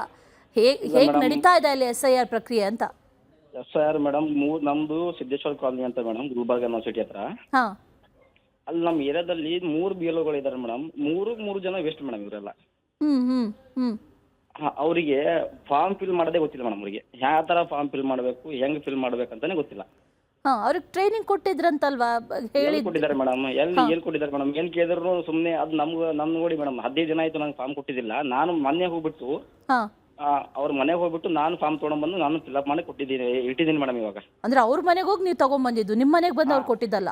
ಇಲ್ಲ, ನಮ್ಮ ಮನೆ ನೋಡಿ ಮೇಡಮ್. ನಮ್ದು ಏರಿಯಾದಲ್ಲಿನೇ ಅದು ಪ್ಯಾಂಪ್ಲೆಟ್ ಸ್ಟಿಕ್ಕರ್ ಹಚ್ತಾರಲ್ಲ ಮೇಡಮ್, ಮನೆಗೆ ಡೋರ್ ಟು ಡೋರ್. ಹೌದೌದು. ನಮ್ಮ ಮನೆ ಅಕ್ಕಪಕ್ಕ ಮನೆ ಯಾವುದೇ ಅಲ್ಲಿ ಯಾವುದೇ ತರಹದ ಸ್ಟಿಕ್ಕರ್ ಅಂಟಿಸಿಲ್ಲ ನಮ್ಮ ಕಡೆ. ಸ್ಟಿಕ್ಕರ್ ಇಲ್ಲ, ಮನೆಗೆ ಬಂದಿಲ್ಲ, ಫಾರ್ಮ್ ಕೊಟ್ಟಿಲ್ಲ, ನೀವಾಗೆ ಹೋಗಿದ್ರಿ? ನಾವಾಗೆ ಹೋಗಿ ನಾವಾಗೆ ತೊಗೊಂಡು ಬಂದಿದ್ವಿ ಮೇಡಮ್ ಇಲ್ಲಿ. ಇಲ್ಲಿ ಹೆಂಗಿದ್ದಾರೆ ಮೇಡಮ್ ಅಂದ್ರೆ ಇವರು ಸುಮ್ಮನೆ ಬೇಕಾಬಿಟ್ಟಿ ಅವ್ರಿಗೆ ಫಾರ್ಮೇ ತುಂಬಾ ಬರ್ತಿಲ್ಲ, ಸಿಕ್ಕಾಪಟ್ಟೆ ತುಂಬ್ತಾ ಇದ್ದಾರೆ. ಹಾ ಮೇಡಮ್, ರೈಟ್, ಒಟ್ಟು ಬೇಕಾಬಿಟ್ಟಿಯಾಗಿ ಮಾಡ್ತಾ ಇದ್ದಾರೆ ಅಂತ ಹೇಳ್ತಾ ಇದ್ದೀರಾ. ಶಬೀರ್ ಅವರೇ, ಧನ್ಯವಾದ ರಿಪಬ್ಲಿಕ್ ಕನ್ನಡ ಜೊತೆ ಮಾತಾಡಿ ಅಭಿಪ್ರಾಯವನ್ನು ಹಂಚಿಕೊಂಡಿದ್ದಕ್ಕೆ. ಬೆಂಗಳೂರಿಂದ ಮತ್ತೊಬ್ರು ಕಾಲರ್ ಉಪೇಂದ್ರ ಅನ್ನೋರಿದ್ದಾರೆ. ಉಪೇಂದ್ರ ಅವರೇ ನಮಸ್ಕಾರ. ನಮಸ್ಕಾರ ಸರ್, ರಂಜಿತ್ ಸಿರಿಯರ್ ಸರ್. ನಮಸ್ಕಾರ ಸರ್, ಚೆನ್ನಾಗಿದ್ದೀರಾ? ಸರ್ ನಿಮ್ದು ಇದು ಪ್ರೋಗ್ರಾಮ್ ನೋಡ್ತಾ ಇದ್ದೇನೆ, ತುಂಬಾ ಚೆನ್ನಾಗಿದೆ. Thank you. ಹೇಳಿ ಸರ್. ನಮ್ದು ಏನಾಗಿದೆ ಅಂತ ಹೇಳಿದ್ರೆ, ನಮ್ದು ನನ್ನ ಮಗಳದ್ದು, ನಮ್ಮ ಮಿಸಸ್ದು, ನಂದು ಮೂರ್ ಕಡೆ ಹಾಕಿ ಇದೆ ಸರ್ ವೋಟರ್ ಲಿಸ್ಟು. ಎಲ್ಲ ಹುಡುಕಿ ನಾನು ಹೋಗಿ SIR ಫಾರ್ಮ್ ತಗೊಂಡ್ಬಂದು ಹೇಗೆ ಫಿಲ್ಅಪ್ ಮಾಡ್ಬೇಕಂತ ಕೂಡ ನಮಗೆ ಡೈರೆಕ್ಷನ್ ಕೊಡ್ತಾ ಇಲ್ಲ. 2002 ಕೇಳ್ತಾ ಇದ್ದಾರೆ. 2002 ನಮ್ಮ ತಂದೆ ತಾಯಿ ಇಲ್ಲ, ಎಲ್ಲ ತಿರ್ಕೊಂಡಿದ್ದಾರೆ, ಅವ್ರದ್ದಿಲ್ಲ. ನಮ್ಮ ಅಣ್ಣನ ತರ್ಸಿ ನೋಡಿದ್ರೆ 97 ಇದೆ ID ಕಾರ್ಡು. ಅದ್ರಲ್ಲಿ ಹುಡುಕಿದ್ರೆ ವೆಬ್ಸೈಟ್ ಅಲ್ಲಿ ಅದು ಏನೂ ಬರ್ತಾ ಇಲ್ಲ. ಅಲ್ಲ, ಈ ರೀತಿ ಗೊಂದಲಗಳಿಗೆ ಹೆಲ್ಪ್ ಲೈನ್ ಅಂತ ಹೇಳಿ ಒಂದು ನಂಬರ್ ಕೊಟ್ಟಿದ್ದಾರೆ. ಆ ನಂಬರ್ಗೆ ಏನಾದ್ರು ಕರೆ ಮಾಡಿ ಮಾತಾಡ್ಬೇಕಾಗಿತ್ತಲ್ಲ ತಾವು? ಯಾವ ಹೆಲ್ಪ್ ಲೈನ್ ಮಾಡಿದ್ರೂ ಹೆಲ್ಪ್ ಮಾಡ್ತಾ ಇಲ್ಲ, BLಗಳು ಹೆಲ್ಪ್ ಮಾಡ್ತಾ ಇಲ್ಲ. ನಿಮ್ ಮನೆ ಹತ್ರ ಬಂದಿದ್ರ? ಹೋಗ್ಲಿ ಬಿಡಿ, ಈಗ ಮನೆಗೆ ಬರ್ಲೇಬೇಕು, ಮನೆಗೆ ವಿಸಿಟ್. ಯಾರು ಬರ್ಲಿಲ್ಲ ಸರ್, ಯಾರು ಬರ್ಲಿಲ್ಲ. ನಾನೇ ಹೋಗಿ ಕಲೆಕ್ಟ್ ಮಾಡ್ಕೊಂಡು, ನನಗೆ ಫೋನ್ ಮಾಡಿ ಹೇಳಿದ್ರು ಈ ತರ ಇದೆ ನಿಮ್ದು, ಬಂದು ತಗೊಂಡು ಹೋಗಿ ಅಂತ. ಎಲ್ಲ ಹೋಗಿ ನಾ ತಗೊಂಡ್ಬಂದು ಮನೇಲಿ ಇಟ್ಕೊಂಡಿದ್ದೀನಿ. ಅದಾದ ನಂತರ ಅವ್ರನ್ನೇ ಸಂಪರ್ಕ ಮಾಡ್ಬೇಕಾಗಿತ್ತು ಉಪೇಂದ್ರ ಅವರೇ. ಸರ್ ಅವ್ರನ್ನ ಸಂಪರ್ಕ ಮಾಡಿದ್ರೆ ಏನ್ ಹೇಳ್ತಾರೆ ಗೊತ್ತಾ, ನೀವು ಮಾಡ್ಕೊಂಡ್ ಬನ್ನಿ, ಮಿಕ್ಕಿದ್ ನಾನು ನೋಡ್ಕೊಂತೀವಿ ಅಂತಾರೆ ಅವ್ರು. ಅದು ಆಗ್ತಿಲ್ಲ ಅಂತ ನೀವು ಹೇಳ್ಬೇಕಾಗಿತ್ತು, ನಂಬರ್ ಸಿಕ್ಕಿಲ್ಲ ಅಂತ ಹೇಳ್ಬೇಕಾಗಿತ್ತು ನೀವು. ಸರ್ ಎಲ್ಲ ಹೇಳಿ ಆಯ್ತು. ಇದು 2002 ಬಗ್ಗೆ ನಾವು ಒಂದು ಮೀಟಿಂಗ್ ಮಾಡ್ತೀವಿ, ಅಷ್ಟೊತ್ತವರೆಗೆ ಫಿಲ್ಅಪ್ ಮಾಡಬೇಡಿ ಅಂತ ಹೇಳಿದ್ದಾರೆ. ನಾನು ಏನು ಫಿಲ್ಅಪ್ ಮಾಡಿಲ್ಲ, ಹಂಗೆ ಇಟ್ಕೊಂಡು ಕೂತ್ಕೊಂಡಿದ್ದೀನಿ. ನೋಡ ಇವ್ರಿಗೆ ಏನು ಇದು ಮೆಸೇಜ್ ಬರುತ್ತೆ ಅಂತ ನಿಮ್ಮ TV ಮುಖಾಂತರ ನಮಗೆ ಗೊತ್ತಾಗೋದು. ಹೌದು, ಈಗ ನೋಡುವ, ಇನ್ನು 15 ದಿನ ಇದೆ. ಅವರಿಗೂ ಒತ್ತಡ ಇರುತ್ತೆ, ಇಂತಿಷ್ಟು ಮನೆ ಕವರ್ ಮಾಡಬೇಕು ಅಂತ ಹೇಳಿ. ಅವರು ರಿಪೋರ್ಟ್ ಕೊಡ್ಬೇಕಲ್ಲ, ನಾವು ಈ ಮನೆಗೆ ಹೋಗಿದ್ವಿ, ಸ್ಟಿಕ್ಕರ್ ಅಂಟಿಸಿದ್ವಿ, ಎಮ್ಯುನರೇಷನ್ ಫಾರ್ಮ್ ಕೊಟ್ವಿ ಅಂತೇಳಿ ಆದ್ರೂ ಹೇಳ್ಬೇಕಲ್ಲ. ನೋಡುವ, ಹೊಂಚಿಲ್ಲ, ಏನು ಹೊಂಚಿಲ್ಲ ಸರ್. ನೋಡ್ವೇರಿ ಹೊಂಚಿಲ್ಲ, ಏನಿಲ್ಲ. ಫೋನ್ ಮಾಡಿ ಹೇಳಿದ್ರು, ನಾನೇ 3 ಓಟ್ ಇದೆ, ನನ್ನ ಮಗಳದು, ನಮ್ಮ ಮಿಸಸ್ ನಂದು, ತಗೊಂಡ್ಬಂದು ಮನೇಲಿ ಇಟ್ಕೊಂಡು ಕಾಯ್ತಾ ಇದ್ದೀನಿ. 2002 ಇಲ್ಲ, ನಮ್ಮ ಅಣ್ಣಂದು ಇದೆ, ಅದಕ್ಕೆ ಹಾಕಿದ್ರೆ ಅದು ಏನೂ ಬರ್ತಾ ಇಲ್ಲ. 2008 ಇದೆ ನಂದು. ಓಕೆ, ನೋಡುವ, ಆನ್ಲೈನ್ ಅಲ್ಲಿ ಒಂದ್ಸಲ ಟ್ರೈ ಮಾಡಿ ನೀವು. ಥ್ಯಾಂಕ್ ಯು ಉಪೇಂದ್ರ ಅವರೇ. ಆಲ್ರೈಟ್, ಜನಾರ್ದನ್ ಅವರು ಕರೆ ಮಾಡಿದ್ದಾರೆ. ಜನಾರ್ದನ್ ಅವರೇ ನಮಸ್ತೆ.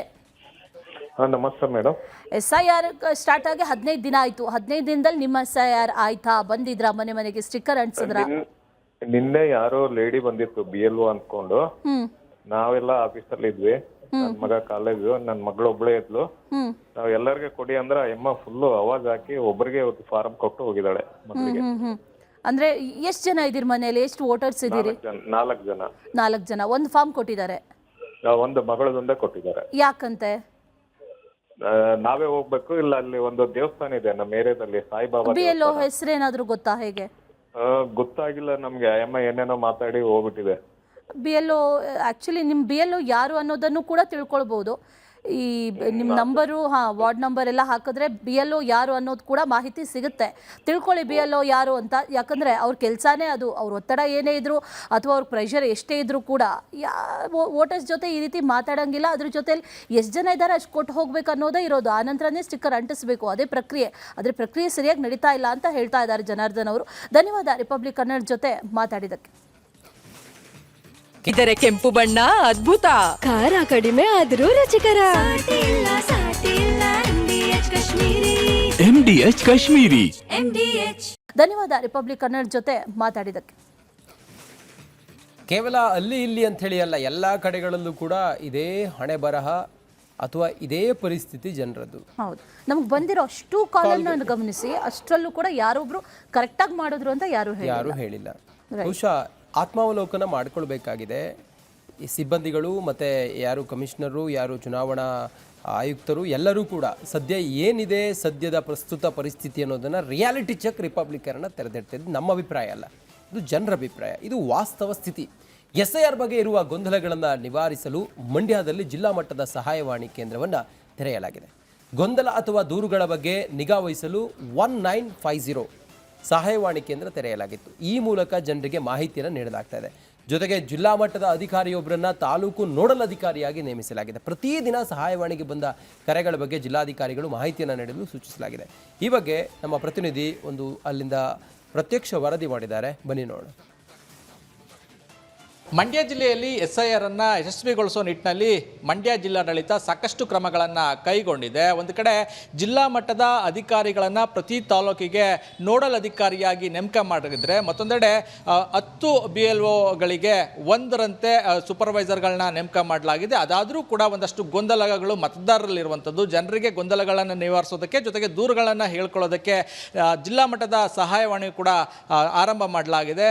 ಮಂಡ್ಯ ಜಿಲ್ಲಾಧಿಕಾರಿಗಳ ಕಟ್ಟಡದಲ್ಲಿರುವಂಥ ಚುನಾವಣಾ ಕಚೇರಿಯಲ್ಲಿ ಈ ಒಂದು ಕೇಂದ್ರ ಇರುವಂಥದ್ದು. ಸದ್ಯ ದೃಶ್ಯದಲ್ಲಿ ಗಮನಿಸ್ಬೋದು, ಇಲ್ಲೇ ಒಂದು ಸಹಾಯವಾಣಿ ಕೇಂದ್ರವನ್ನು ಮಾಡಿರುವಂಥದ್ದು. ಅದ್ರ ಜೊತೆಗೆ ಸಿಬ್ಬಂದಿಯನ್ನು ನಿಯೋಜನೆ ಮಾಡುವ ಮೂಲಕ ಯಾವುದಾದ್ರೂ ದೂರುಗಳು ಬಂದರೆ ಆಲಿಸೋದಕ್ಕೆ, ಜೊತೆಗೆ ಯಾವುದಾದ್ರೂ ಮಾಹಿತಿ ಕೇಳ್ಕೊಂಡು ಯಾರಾದರೂ ಕಾಲ್ ಮಾಡಿದ್ರೆ ಅವರಿಗೆ ಮಾಹಿತಿ ಕೊಡುವ ನಿಟ್ಟಿನಲ್ಲೂ ಕೂಡ ಕ್ರಮವನ್ನು ಮಾಡಲಾಗಿದೆ. ಸದ್ಯ ನಾನು ಸಹಾಯವಾಣಿಗೆ ಕಾಲ್ ಕೂಡ ಮಾಡ್ತೀನಿ, ದೃಶ್ಯದಲ್ಲಿ ಗಮನಿಸ್ಬೋದು.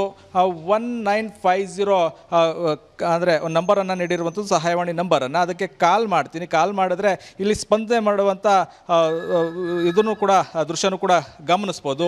ಇಲ್ಲಿ ಯಾವುದೇ ಕಾಲ್ ಬಂದರೂ ಕೂಡ ರಿಪ್ಲೈ ಮಾಡೋ ನಿಟ್ಟಿನಲ್ಲೂ ಕೂಡ, ಜೊತೆಗೆ ಅವರಿಗೆ ಸಲಹೆ ಕೊಡೋ ನಿಟ್ಟಿನಲ್ಲೂ ಕೂಡ ಸಿಬ್ಬಂದಿಯನ್ನು ನಿಯೋಜನೆ ಮಾಡಲಾಗಿದೆ. ಯಾವುದಾದ್ರೂ ಕಾಲ್ ಬಂದರೆ ಅವರಿಗೆ ಮಾಹಿತಿ ಕೊಡುವಂಥದ್ದು, ಜೊತೆಗೆ ಸಂಬಂಧಪಟ್ಟ ನೋಡಲ್ ಅಧಿಕಾರಿ ಅಥವಾ BLOಗಳಿಗೆ ಮಾಹಿತಿನೂ ಕೂಡ ಕೊಡ್ತಾರೆ. ಸದ್ಯ ಇದುವರೆಗೂ ಕೂಡ ಜಿಲ್ಲಾ ಮಟ್ಟದ ಸಹಾಯವಾಣಿಗೆ ಅಂದರೆ ಸಹಾಯವಾಣಿ ಏನಿದೆ ಅದಕ್ಕೆ 57 ದೂರುಗಳು ಬಂದಿರುವಂಥದ್ದು. ಜೊತೆಗೆ ಒಂದಷ್ಟು ಮಾಹಿತಿ ಕೇಳ್ಕೊಂಡು ಕಾಲ್ ಮಾಡಿದ್ದಾರೆ. ಯಾವುದು ಮಾಹಿತಿ ಕೇಳಿದ್ದಾರೆ, ಜೊತೆಗೆ ಅವರ ಸಮಸ್ಯೆ ಏನು, ಯಾವುದಾದ್ರೂ ಮಾಹಿತಿ ಬೇಕಾಗಿತ್ತು ಅನ್ನೋ ನಿಟ್ಟಿನಲ್ಲೂ ಕೂಡ ಬರ್ಕೊಂಡು ಜೊತೆಗೆ ಸಂಬಂಧಪಟ್ಟ ಅಧಿಕಾರಿಗಳಿಗೆ ಮಾಹಿತಿ ಕೊಡುವಂಥ ಕೆಲಸವನ್ನು ಕೂಡ ಮಾಡಲಾಗ್ತಾ ಇದೆ. ಅದರ ಜೊತೆಗೆ ಏನು ತಾಲೂಕುವಾರು ನಿಯೋಜನೆ ಆಗಿರುವಂಥ ಶಿರಸ್ತೆದಾರರ ಫೋನ್ ನಂಬರ್ಗಳನ್ನು ಕೊಡುವ ಮೂಲಕ ಅವರ ಸಮಸ್ಯೆಗಳನ್ನು ಸ್ಪಂದಿಸುವಂಥದ್ದು, ಜೊತೆಗೆ ಅವರ ಗೊಂದಲಗಳನ್ನು ನಿವಾರಿಸುವ ನಿಟ್ಟಿನಲ್ಲೂ ಕೂಡ ಮಂಡ್ಯ ಜಿಲ್ಲಾಡಳಿತ ಒಂದಷ್ಟು ಕ್ರಮಗಳನ್ನು ಕೈಗೊಂಡಿರುವಂಥದ್ದು. ದೃಶ್ಯದಲ್ಲಿ ಗಮನಿಸ್ಬೋದು, 7 ತಾಲೂಕುಗಳಿಗೆ 7 ಶಿರಸ್ತೆದಾರರನ್ನು ನೇಮಕ ಮಾಡಲಾಗಿದೆ. ಅವ್ರಿಗೆ ಕರೆ ಮಾಡಿದ್ರೆ ಅವರು ಕೂಡ ಸ್ಪಂದಿಸ್ತಾರೆ. ಸಂಬಂಧಪಟ್ಟ ಏನು ಸೂಪರ್ವೈಸರ್ ಇರ್ಬೋದು ಅಥವಾ BLOಗಳನ್ನು ಸಂಪರ್ಕ ಮಾಡುವ ಮೂಲಕ ಯಾವುದೇ ದೂರು ಬಂದರೂ ಕೂಡ ತಕ್ಷಣ ಸ್ಪಂದಿಸುವ ಒಂದು ವ್ಯವಸ್ಥೆಯನ್ನು ಕೂಡ ಮಂಡ್ಯದಲ್ಲಿ ಮಾಡಲಾಗಿದೆ. ಕ್ಯಾಮ್ರಾಮನ್ ಇನ್ನು ಜೊತೆ ಆನಂದ್, ರಿಪಬ್ಲಿಕ್ ಕನ್ನಡ, ಮಂಡ್ಯ. ಗಂಟು ಕಟ್ಟಿಕೋ ಲವಂಗ, ಹಸಿರು ಏಲಕ್ಕಿಯಿಂದ ತುಂಬಿದ MDH+D+ ಮಸಾಲೆ. ಬ್ರೇಕಿಗೆ ಹೋಗೋ ಮುಂಚೆ ನಾವು SIR ನಲ್ಲಿ ಆಗ್ತಾ ಇರುವಂತಹ ಗೊಂದಲ ಹಾಗೂ 15 ದಿನಗಳಿಂದ ಕಳೆದು ಬಂದಂತಹ ದಾರಿ, ಈ 15 ದಿನಗಳ ಅವಲೋಕನ ಇದೆಲ್ಲವನ್ನು ಕೂಡ ಮಾಡಿದ್ದಾಯಿತು. ಮುಂದಿನ ಭಾಗದಲ್ಲೂ ಕೂಡ ಈ ರಿಯಾಲಿಟಿ ಚೆಕ್ ನಲ್ಲಿ ಏನೇನು ಅಂಶಗಳು ಕಂಡು ಬಂದಿದೆ ಎಲ್ಲ ಮಾಹಿತಿಗಳನ್ನ ಕೂಡ ಕೊಡ್ತಾ ಹೋಗ್ತೀವಿ. ಈಗ ಸದ್ಯಕ್ಕೆ ಮುಂದಿನ ಸುದ್ದಿಯನ್ನ ಗಮನಿಸ್ತಾ ಹೋಗೋಣ. ಈಗ ರಾಜ್ಯದಲ್ಲಿ ಒಂದು ಕಡೆ SIR ನಡೀತಾ ಇದೆ, ಮತ್ತೊಂದು ಕಡೆಯಲ್ಲಿ ಬಿಡದಿ ಟೌನ್ಶಿಪ್ ಜಟಾಪಟಿ ಇದು ತೀವ್ರಗೊಂಡಿದೆ. ಮತ್ತೆ 4 ಗ್ರಾಮಗಳ ಫೈನಲ್ ನೋಟಿಫಿಕೇಶನ್ ವಿರೋಧದ ನಡುವೆಯೂ ಕೂಡ ಹಾಗಾದರೆ ನೋಟಿಫಿಕೇಶನ್ ಹೊರಡಿಸಿದ್ರ ಅನ್ನೋ ಪ್ರಶ್ನೆ. ಹೊಸೂರು, ಬನ್ನಿಗಿರಿ, KG, ಗೊಲ್ಲರಪಾಳ್ಯ, ಅರಳಾಳು, ಸಂದ್ರ ಈ ಗ್ರಾಮಗಳಿಗೆ ಅಂತಿಮ ಅಧಿಸೂಚನೆ. ಹೊಸೂರಿನಲ್ಲಿ ಪಟಾಕಿ ಸಿಡಿಸಿ ಯೋಜನೆ ಪರ ಇರುವಂಥ ರೈತರು ಸಂಭ್ರಮಿಸಿದ್ದಾರೆ. 4 ಗ್ರಾಮಗಳ ಅಂತಿಮ ಅಧಿಸೂಚನೆ ಆಗಿದೆ ಅಂತ ಸಂಭ್ರಮಿಸಿದ್ದಾರೆ ಯೋಜನೆಯ ಪರ ಇರುವಂಥ ರೈತರು. ಈಗಾಗಲೇ ಒಂದಷ್ಟು ಗ್ರಾಮಗಳಿಗೆ ಅಧಿಸೂಚನೆಯನ್ನ ಹೊರಡಿಸಿದ್ರು. ಆ ನಂತರದಲ್ಲಿ ಸಾಕಷ್ಟು ವಿರೋಧಗಳು ವ್ಯಕ್ತವಾಯಿತು. ಇಲ್ಲಿ ಪಟಾಕಿ ಸಿಡಿಸ್ತಾ ಇರೋದು ಯಾಕೆ ಅಂತಂದ್ರೆ, ಒಂದಷ್ಟು ಮಂದಿ ಈ ಯೋಜನೆಯ ಪರವಾಗಿದ್ದಾರೆ, ಭೂಮಿ ಕೊಡೋದಕ್ಕೆ ಒಪ್ಕೊಂಡಿದ್ದಾರೆ ಅಂತ ಒಂದಷ್ಟು ರೈತರು ಪಟಾಕಿ ಸಿಡಿಸಿ ಸಂಭ್ರಮಿಸಿದ್ದಾರೆ. ಕಾರಣ 4 ಗ್ರಾಮಗಳ ಅಂತಿಮ ಅಧಿಸೂಚನೆ ಆಗಿದೆ ಅಂತ ಸಂಭ್ರಮಿಸಿದ್ದಾರೆ. ನೋಡಿ, ಆ ಸಂಭ್ರಮಿಸ್ತಾ ಇರುವಂತಹ ಒಂದಷ್ಟು ವಿಜುವಲ್ಸ್ ಅನ್ನ ಕೂಡ ಗಮನಿಸ್ತಾ ಇದ್ದೀವಿ. ಸಾಕಷ್ಟು ವಿರೋಧ ಇದೆ. ಜನ ಹೇಳ್ತಾ ಇರೋದು ಎಲ್ಲಿಯ 80%, ಯಾವ 80%, ಯಾರು 80% ಜನ ಒಪ್ಕೊಂಡಿದ್ದಾರೆ ತೋರಿಸಿ ನೋಡೋಣ ಅಂತ ಓಪನ್ ಆಗಿ ಬಹಿರಂಗವಾಗಿ ಸವಾಲು ಹಾಕ್ತಾ ಇರುವಂಥ ರೈತರು ಒಂದು ಕಡೆ ಆದರೆ, ಆ ವಿರೋಧ ಮಾಡ್ತಾ ಇರುವ ಜನರ ನಡುವೆ, ರೈತರ ನಡುವೆ ಒಂದಷ್ಟು ಜನ ಪರವಾಗಿರುವಂಥವ್ರು ಕೂಡ ಇದ್ದಾರೆ. ಅವರು ಪಟಾಕಿ ಸಿಡಿಸಿ ಸಂಭ್ರಮಿಸಿದ್ದಾರೆ.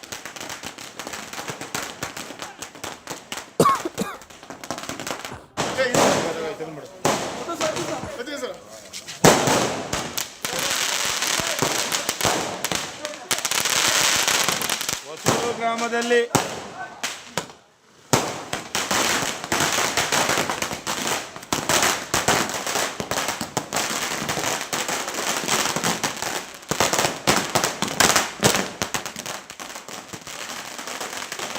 ಬಿಡದಿಯ ಟೌನ್ಶಿಪ್ ವಿಚಾರ, ಭೂಮಿ ಕೊಡೋದಕ್ಕೆ ಬಿಡದಿಯಲ್ಲೇ ರೈತರ ನಡುವೆ ನೋಡಿ, ಕೆಲವರು ಕೊಡೋದಕ್ಕೆ ರೆಡಿ ಇದ್ದರೆ ಇನ್ನು ಕೆಲವರು ಕೊಡೋದಕ್ಕೆ ರೆಡಿ ಇಲ್ಲ. ಸರ್ಕಾರ ಹೇಳ್ತಾ ಇದೆ 80% ಜನ ಭೂಮಿಯನ್ನು ಕೊಡೋದಕ್ಕೆ ರೆಡಿ ಇದ್ದಾರೆ ಅಂತ ಹೇಳ್ತಾ ಇದೆ. ಆದರೆ ವಾಸ್ತವ ಬಂದು ನೋಡಿ ಅಂಥೇಳಿ ರೈತರು ಹೇಳ್ತಾ ಇದ್ದಾರೆ. ಅದೆಲ್ಲದರ ಹೊರತಾಗಿಯೂ ಕೂಡ ಬಿಡದಿಯಲ್ಲಿ ನಾವು ಭೂಮಿ ಕೊಡೋದಕ್ಕೆ ರೆಡಿ ಇದ್ದೀವಿ, ನೋಟಿಫಿಕೇಷನ್ ಕೂಡ ಆಗಿದೆ, ನಮ್ಮ ಭೂಮಿಯನ್ನು ನಾವು ಟೌನ್ಶಿಪ್ಗೆ ಕೊಡ್ತೀವಿ ಅಂಥೇಳಿ ಅವರೆಲ್ಲರೂ ಕೂಡ ಪಟಾಕಿ ಸಿಡಿಸಿ ಸಂಭ್ರಮಿಸ್ತಾ ಇರುವಂಥ ದೃಶ್ಯ ಒಂದು ಕಡೆಯಲ್ಲಾದರೆ, ಇತ್ತ ಯಾವುದೇ ಕಾರಣಕ್ಕೂ ಕೂಡ ನಾವು ಇರುವಂಥ ಭೂಮಿಯನ್ನು ಕೊಡೋದೇ ಇಲ್ಲ, ಟೌನ್ಶಿಪ್ಗೆ ಕೊಡೋದಿಲ್ಲ ಅಂಥೇಳಿ ಪ್ರತಿಭಟನೆ. ಮೊನ್ನೆ ಸರ್ವೆಗೆ ಬಂದಂಥ ಅಧಿಕಾರಿಗಳನ್ನು ಅಟ್ಟಾಡಿಸ್ಕೊಂಡು ಇವರು ಓಡಿಸಿದ್ರು, ಅವ್ರ ಮೇಲೆ ಪೊರಕೆಯಿಂದೆಲ್ಲ ಹಲ್ಲೆ ಮಾಡಿದರು. ಇದು ಭೂಮಿ ಕೊಡೋದಕ್ಕೆ ಸುತಾರಾಮ್ ಒಪ್ಪದೇ ಇರುವಂಥ ರೈತರು ಪ್ರತಿಭಟನೆ ಆದರೆ, ಭೂಮಿ ಕೊಡೋದಕ್ಕೆ ರೆಡಿ ಇರುವಂಥ ರೈತರು ಪಟಾಕಿ ಸಿಡಿಸಿ ಸಂಭ್ರಮಿಸ್ತಾ ಇದ್ದಾರೆ. ಎಸ್, ಬಿಡದಿಯಲ್ಲಿ ಟೌನ್ಶಿಪ್ ಆಗ್ತಾ ಇದೆ, ನಮ್ಮ ಭೂಮಿಯನ್ನು ನಾವು ಕೊಡ್ತಾ ಇದ್ದೀವಿ, ನಮ್ಗೆ ಒಳ್ಳೇದಾಗತ್ತೆ ಅಂತ ಹೇಳ್ತಾ ಇದ್ದಾರೆ. ಬಿಡದಿ ಟೌನ್ಶಿಪ್ಗೆ ನಮ್ಮ ಭೂಮಿಯನ್ನು ಕೊಡುತ್ತೇವೆ, ಪರ ವಿರೋಧ ಅಂತೂ ಖಂಡಿತ ಇದೆ. ರಿಪಬ್ಲಿಕ್ ಕನ್ನಡಕ್ಕೆ ಹೊಸೂರಿನ ರೈತರು ಹೇಳಿಕೆಯನ್ನು ಕೊಡ್ತಾ ಇದ್ದಾರೆ. ನಮ್ಮ ಭೂಮಿ ನಾವು ಕೊಡ್ತೀವಿ, ಹೊಸೂರಿನಲ್ಲಿ ಭೂಸ್ವಾಧೀನ ಪ್ರಕ್ರಿಯೆ ಆಗಲಿದೆ, ಸರ್ವೆ ಕಾರ್ಯ ಆಗುತ್ತೆ, ಬಿಡದಿ ಟೌನ್ಶಿಪ್ಗೆ ನಮ್ಮ ಭೂಮಿಯನ್ನು ಕೊಡುತ್ತೇವೆ ಅಂಥೇಳಿ ಬಿಡದಿ ಟೌನ್ಶಿಪ್ ಪರವಾಗಿ ಇರುವಂಥ ರೈತರು ಹೇಳ್ತಾ ಇದ್ದಾರೆ. ರಿಪಬ್ಲಿಕ್ ಕನ್ನಡಕ್ಕೆ ಹೊಸೂರಿನಲ್ಲಿ ರೈತರು ಹೇಳಿರುವಂಥ ಮಾತಿದು. ಭೂಸ್ವಾಧೀನ ಪ್ರಕ್ರಿಯೆ ಆಗಲಿದೆ, ನಾವು ಟೌನ್ಶಿಪ್ಗೆ ಭೂಮಿಯನ್ನು ಕೊಡ್ತೀವಿ ಅಂತ ಹೇಳ್ತಾ ಇದ್ದಾರೆ. ವಿರೋಧ ಇರೋರು ಏನು ಹೇಳ್ತಿದ್ದಾರೆ, ಯಾರು ಕೊಡ್ತೀನಿ ಅಂತ ಹೇಳ್ತಿದ್ದಾರೆ ಅವ್ರದ್ದು ಮಾತ್ರ ಸರ್ವೆ ಮಾಡಿ, ನಾವು ಕೊಡೋದಿಲ್ಲ, ನಮ್ಮದೆಲ್ಲ ಸರ್ವೆ ಮಾಡೋಕ್ಕೆ ಬರಬೇಡಿ. ಜಿಲ್ಲಾಧಿಕಾರಿಗಳು ರೈಟಿಂಗಲ್ಲಿ ನಮಗೊಂದು ಲೆಟ್ರ್ ಕೊಡಿ, ಅಧಿಕಾರಿಗಳಿಗೆ ಹೇಳಿ ನೀವು ಯಾರು ಪರವಾಗಿದ್ದಾರೆ, ಯಾರು ಕೊಡೋದಕ್ಕೆ ರೆಡಿ ಇದ್ದಾರೆ ಅವ್ರದ್ದು ಮಾತ್ರ ನೀವು ಸರ್ವೆ ಮಾಡಿ ಅನ್ನೋ ರೀತಿಯಲ್ಲೆಲ್ಲ ಮಾತುಗಳಿದ್ದಾವೆ. ಸದ್ಯ ದೊಡ್ಡ ಮಟ್ಟದಲ್ಲಿ ಈಗ ಹೋರಾಟವೂ ಕೂಡ ಬಿಡದಿಯಲ್ಲಿ ನಡೀತಾ ಇದೆ. ಟೌನ್ಶಿಪ್ಗೆ ಪರವಾಗಿರುವಂಥ ರೈತರು ಭೂಮಿ ಕೊಡೋದಕ್ಕೆ ನಾವು ರೆಡಿ ಇದ್ದೀವಿ ಅಂತ ಹೇಳ್ತಾ ಇದ್ದರೆ, ವಿರೋಧ ಇರುವಂಥ ರೈತರು ಸುತಾರಾಮ್ ನಾವು ಭೂಮಿ ಕೊಡೋದಿಲ್ಲ ಅಂತೇಳಿ ನಿರಂತರ ಪ್ರತಿಭಟನೆ ಮಾಡ್ತಾ ಇದ್ದಾರೆ. ಪರ ವಿರೋಧ ಎರಡೂ ಕೂಡ ಬಿಡದಿಯ ಟೌನ್ಶಿಪ್ನಲ್ಲಿ ನಾವು ಕಂಡು ನೋಡ್ತಾ ಇದ್ದೀವಿ. ನಮ್ಮ ಪ್ರತಿನಿಧಿ ವೀರೇಶ್ ನಿರಂತರವಾಗಿ ಬಿಡದಿಯ ಈ ಟೌನ್ಶಿಪ್ ವಿಚಾರವಾಗಿ ಗ್ರೌಂಡ್ ರಿಯಾಲಿಟಿ ಏನು ಅನ್ನೋದನ್ನು ತಿಳಿಸೋದಕ್ಕೆ ನಿನ್ನೆ ಕೂಡ ಹೋಗಿದ್ರು. ಮೊನ್ನೆ ಗಲಾಟೆ ಆಗಿತ್ತಲ್ಲ, ನಿನ್ನೆ ಕೂಡ ಹೋಗಿದ್ರು, ಇವತ್ತು ಕೂಡ ಅಲ್ಲಿಂದಲೇ ವೀರೇಶ್ ಇದ್ದಾರೆ ನೇರ ಸಂಪರ್ಕದಲ್ಲಿ. ವೀರೇಶ್, ತಾವೀಗ ಪ್ರತಿಭಟನೆ ಮಾಡುತ್ತಿರುವಂಥ ರೈತರ ಜೊತೆಗಿದ್ದೀರೋ ಅಥವಾ ಟೌನ್ಶಿಪ್ಗೆ ಭೂಮಿ ಕೊಡೋದಕ್ಕೆ ರೆಡಿ ಇರುವಂಥ ಸ್ವಾಗತಿಸ್ತಿರುವಂಥ ರೈತರ ಜೊತೆ ಇದ್ದೀರೋ? ಹೇಗಿದೆ ಪರ ವಿರೋಧದ ಚರ್ಚೆ, ಹೇಗಿದೆ ವಾಸ್ತವ ಏನು?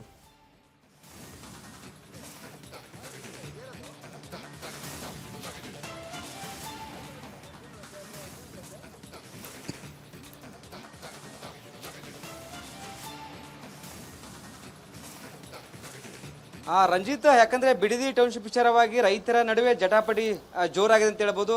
ಕೆಲ ರೈತರು ವಿರೋಧ ವ್ಯಕ್ತಪಡಿಸಿದ್ದಾರೆ. ನಾವು ಯಾವುದೇ ಕಾರಣಕ್ಕೂ ಭೂಮಿ ಕೊಡಲ್ಲ ಅಂತ ಸುಮಾರು 450 ದಿನಗಳಿಂದ ಒಂದ್ ಕಡೆ ಬೈರ್ಮಂಗಲ ಸರ್ಕಲಲ್ಲಿ ಹೋರಾಟ ಮಾಡ್ತಿದ್ದಾರೆ. ಬಟ್ ಇದೀಗ ಮತ್ತೆ ಸರ್ಕಾರ 4 ಗ್ರಾಮಗಳಿಗೆ ನೋಟಿಫಿಕೇಶನ್ ಆಗಿದೆ. ಅದರಲ್ಲಿ ಬೆನ್ನಗಿರಿ, ಮತ್ತೊಂದು ಕಡೆ ಹೊಸೂರು, KG ಗೊಲ್ಲರಪಾಳೆ, ಮತ್ತೊಂದು ಕಡೆ ಅರುಳ ಸಂದ್ರ ಕಡೆ ಈ ಒಂದು ಗ್ರಾಮಗಳಿಗೆ ಈಗ ಭೂಸ್ವಾಧೀನ ಪ್ರಕ್ರಿಯೆ ಈಗ ನೋಟಿಫಿಕೇಶನ್ ಆಗ್ತಿದೆ. ಇನ್ನೇನು ಸಂಜೆ ಹೊತ್ತಿಗೆ ಒಂದು ಕಡೆ ಅಧಿಕೃತವಾಗಿ ಸರ್ಕಾರ ಈ ಒಂದು ಆದೇಶ ಕಾಪಿ, ನೋಟಿಫಿಕೇಶನ್ ಕಾಪಿ ಮಾಡಲಿದೆ. ಬಟ್ ಇದೀಗ ಹೊಸೂರು ಗ್ರಾಮದಲ್ಲಿ ಇದ್ದೇನೆ. ಈ ಒಂದು ಗ್ರಾಮಸ್ಥರು ಈಗ ನಮ್ಮ ಭೂಮಿಯನ್ನು ಕೊಡ್ತು ಅಂತ ಒಂದು ಕಡೆ ಹೇಳ್ತಿದ್ದಾರೆ. ಯಾಕಂದ್ರೆ 2006ರಲ್ಲಿ ಒಂದು ಕಡೆ ಕುಮಾರಸ್ವಾಮಿ ಅವರು ರೆಡ್ ಜೂನ್ ಮಾಡಿದ್ರು ಈ ಒಂದು ಭಾಗದಲ್ಲಿ. ಹೀಗಾಗಿ ನಮ್ಗೆ ತುಂಬಾ ತೊಂದರೆ ಆಗಿತ್ತು. ಹೀಗಾಗಿ CM DK ಶಿವಕುಮಾರ್ ಅವರು ಒಳ್ಳೆ ಕೆಲಸ ಮಾಡ್ತಿದ್ರೆ, ಟೌನ್ಶಿಪ್ ಮಾಡ್ತಿದ್ರೆ, ಹೀಗಾಗಿ ನಮ್ಮ ಭೂಮಿಯನ್ನು ನಾವು ಕೊಡ್ತು ಅಂತ ಒಂದು ಕಡೆ ರೈತರು ಸಹ ಹೇಳ್ತಿದ್ರೆ. ಒಂದು ಕಡೆ ನಿನ್ನೆ ಪಟಾಕಿ ಸಿಡಿಸಿ ಒಂದು ಕಡೆ ಸಂಭ್ರಮಾಚರಣೆ ಸಹ ಮಾಡಿದ್ದಾರೆ. ನೋಡ್ತಿರ್ಬೋದು, ನಮ್ಮ ಭೂಮಿ ನಮ್ಮ ಹಕ್ಕು, ನಾವು ನಮ್ಮ ಭೂಮಿಯನ್ನ ಸರ್ಕಾರಕ್ಕೆ ಕೊಡ್ತೀವಿ ಅಂತ ಒಂದು ಕಡೆ ಘೋಷವಾಕ್ಯದಲ್ಲಿ ಹೇಳ್ತಿದ್ದಾರೆ. 80% ಈ ಒಂದು ಹೊಸೂರು ಭಾಗದ 80% ರೈತರು ಇದೀಗ ಭೂಮಿ ಕೊಡಲು ಮುಂದಾಗಿದ್ದಾರೆ. ಯಾವುದೇ ಕಾರಣಕ್ಕೂ ನಮ್ಮ ಭೂಮಿಗೆ ಸರ್ವೆ ಅಧಿಕಾರಿಗಳು ಬರ್ಬೋದು, ನೋಟಿಫಿಕೇಶನ್ ಆಯ್ತಂದ್ರೆ ಇಲ್ಲಿ ಸರ್ವೆ ಮಾಡ್ಬೋದು, ಯಾರು ವಿರೋಧ ಮಾಡಬಾರ್ದು ಎಂಬುದು ಕಡೆ ರೈತರು ಹೇಳ್ತಿದ್ರೆ. ರೈತರು ಮಾತಾಡಿಸ್ತೀರಿ ಇಲ್ಲಿ. ಸರ್ ನಮಸ್ತೆ. ಒಂದ್ ಕಡೆ ಈಗ ನಿಮ್ಮ ಗ್ರಾಮದಲ್ಲಿ ಈಗ ನೋಟಿಫಿಕೇಶನ್ ಆಗ್ತಿದೆ. 2,500 ಎಕರೆ ಈ ಒಂದು ಭಾಗದಲ್ಲಿ ಭೂ ಸ್ವಾಧೀನ ಪ್ರಕ್ರಿಯೆ ನಡೆಯಲಿದೆ. ಈಗ ನೀವು ಭೂಮಿಯನ್ನ ಕೊಡ್ತೀರಾ ಕೊಡಲ್ವಾ, ಸರ್ಕಾರಕ್ಕೆ ಏನ್ ಹೇಳ್ತೀರ ಅಂತ? ಸ್ವಾಮಿ, ನಾವು ಸರ್ಕಾರಕ್ಕೆ ನಾವು ಭೂಮಿ ಕೊಡೋಕ್ಕೆ ಸಿದ್ಧವಾಗಿದ್ದೀವಿ. ನಾವು 20 ವರ್ಷದ ಸುತ್ತೋಗಿದ್ದೀವಿ. ಆ ಸಾವನ್ನ ಇವತ್ತು DK ಶಿವಕುಮಾರ್ಗಳು ಬಿಡುಗಡೆ ಮಾಡ್ತವ್ರೆ. ಯಾರೋ ಬರೆದಿದ್ದಂಥ ಮರಣ ಶಾಸನವನ್ನು ಇವತ್ತು ತೆಗೆದು ರೈತರು ಚೆನ್ನಾಗಿರ್ಲಿ, ನಮ್ಮ ರೈತರು ಅವ್ರು ಬದುಕಲಿ ಬಾಳಲಿ ಅಂತ ಅವ್ರು ಹೊರಟಿದ್ದಾರೆ. ಇಲ್ಲಿ ಹೊಸ ಸರ್ವೆ ನಂಬರ್ ಇರೋದು 2,500 ಎಕರೆ. 2,500 ಎಕರೆಯಲ್ಲಿ 1,500 ಎಕರೆ ರೈತ ಜಮೀನು ಮಾತ್ರ. ಇನ್ನು 1,000 ಎಕರೆ ಹೊರಗಡೆ ಜಮೀನು.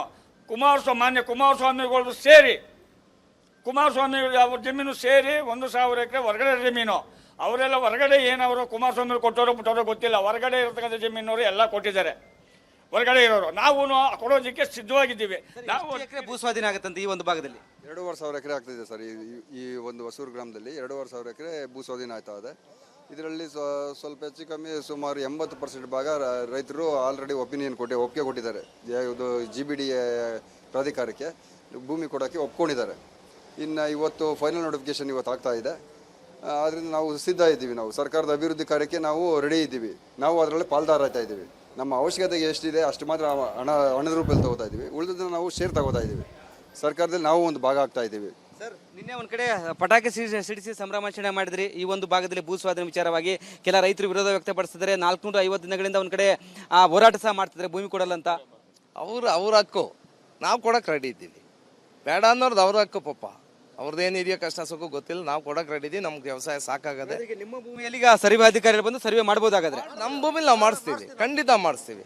ಯಾರು ಪರ್ಕೆಲ್ ಹೊಡೆಯೋದು ಅವೆಲ್ಲ ಸೀನ್ ನಮ್ಮ ಹತ್ರ ಬೇಡ.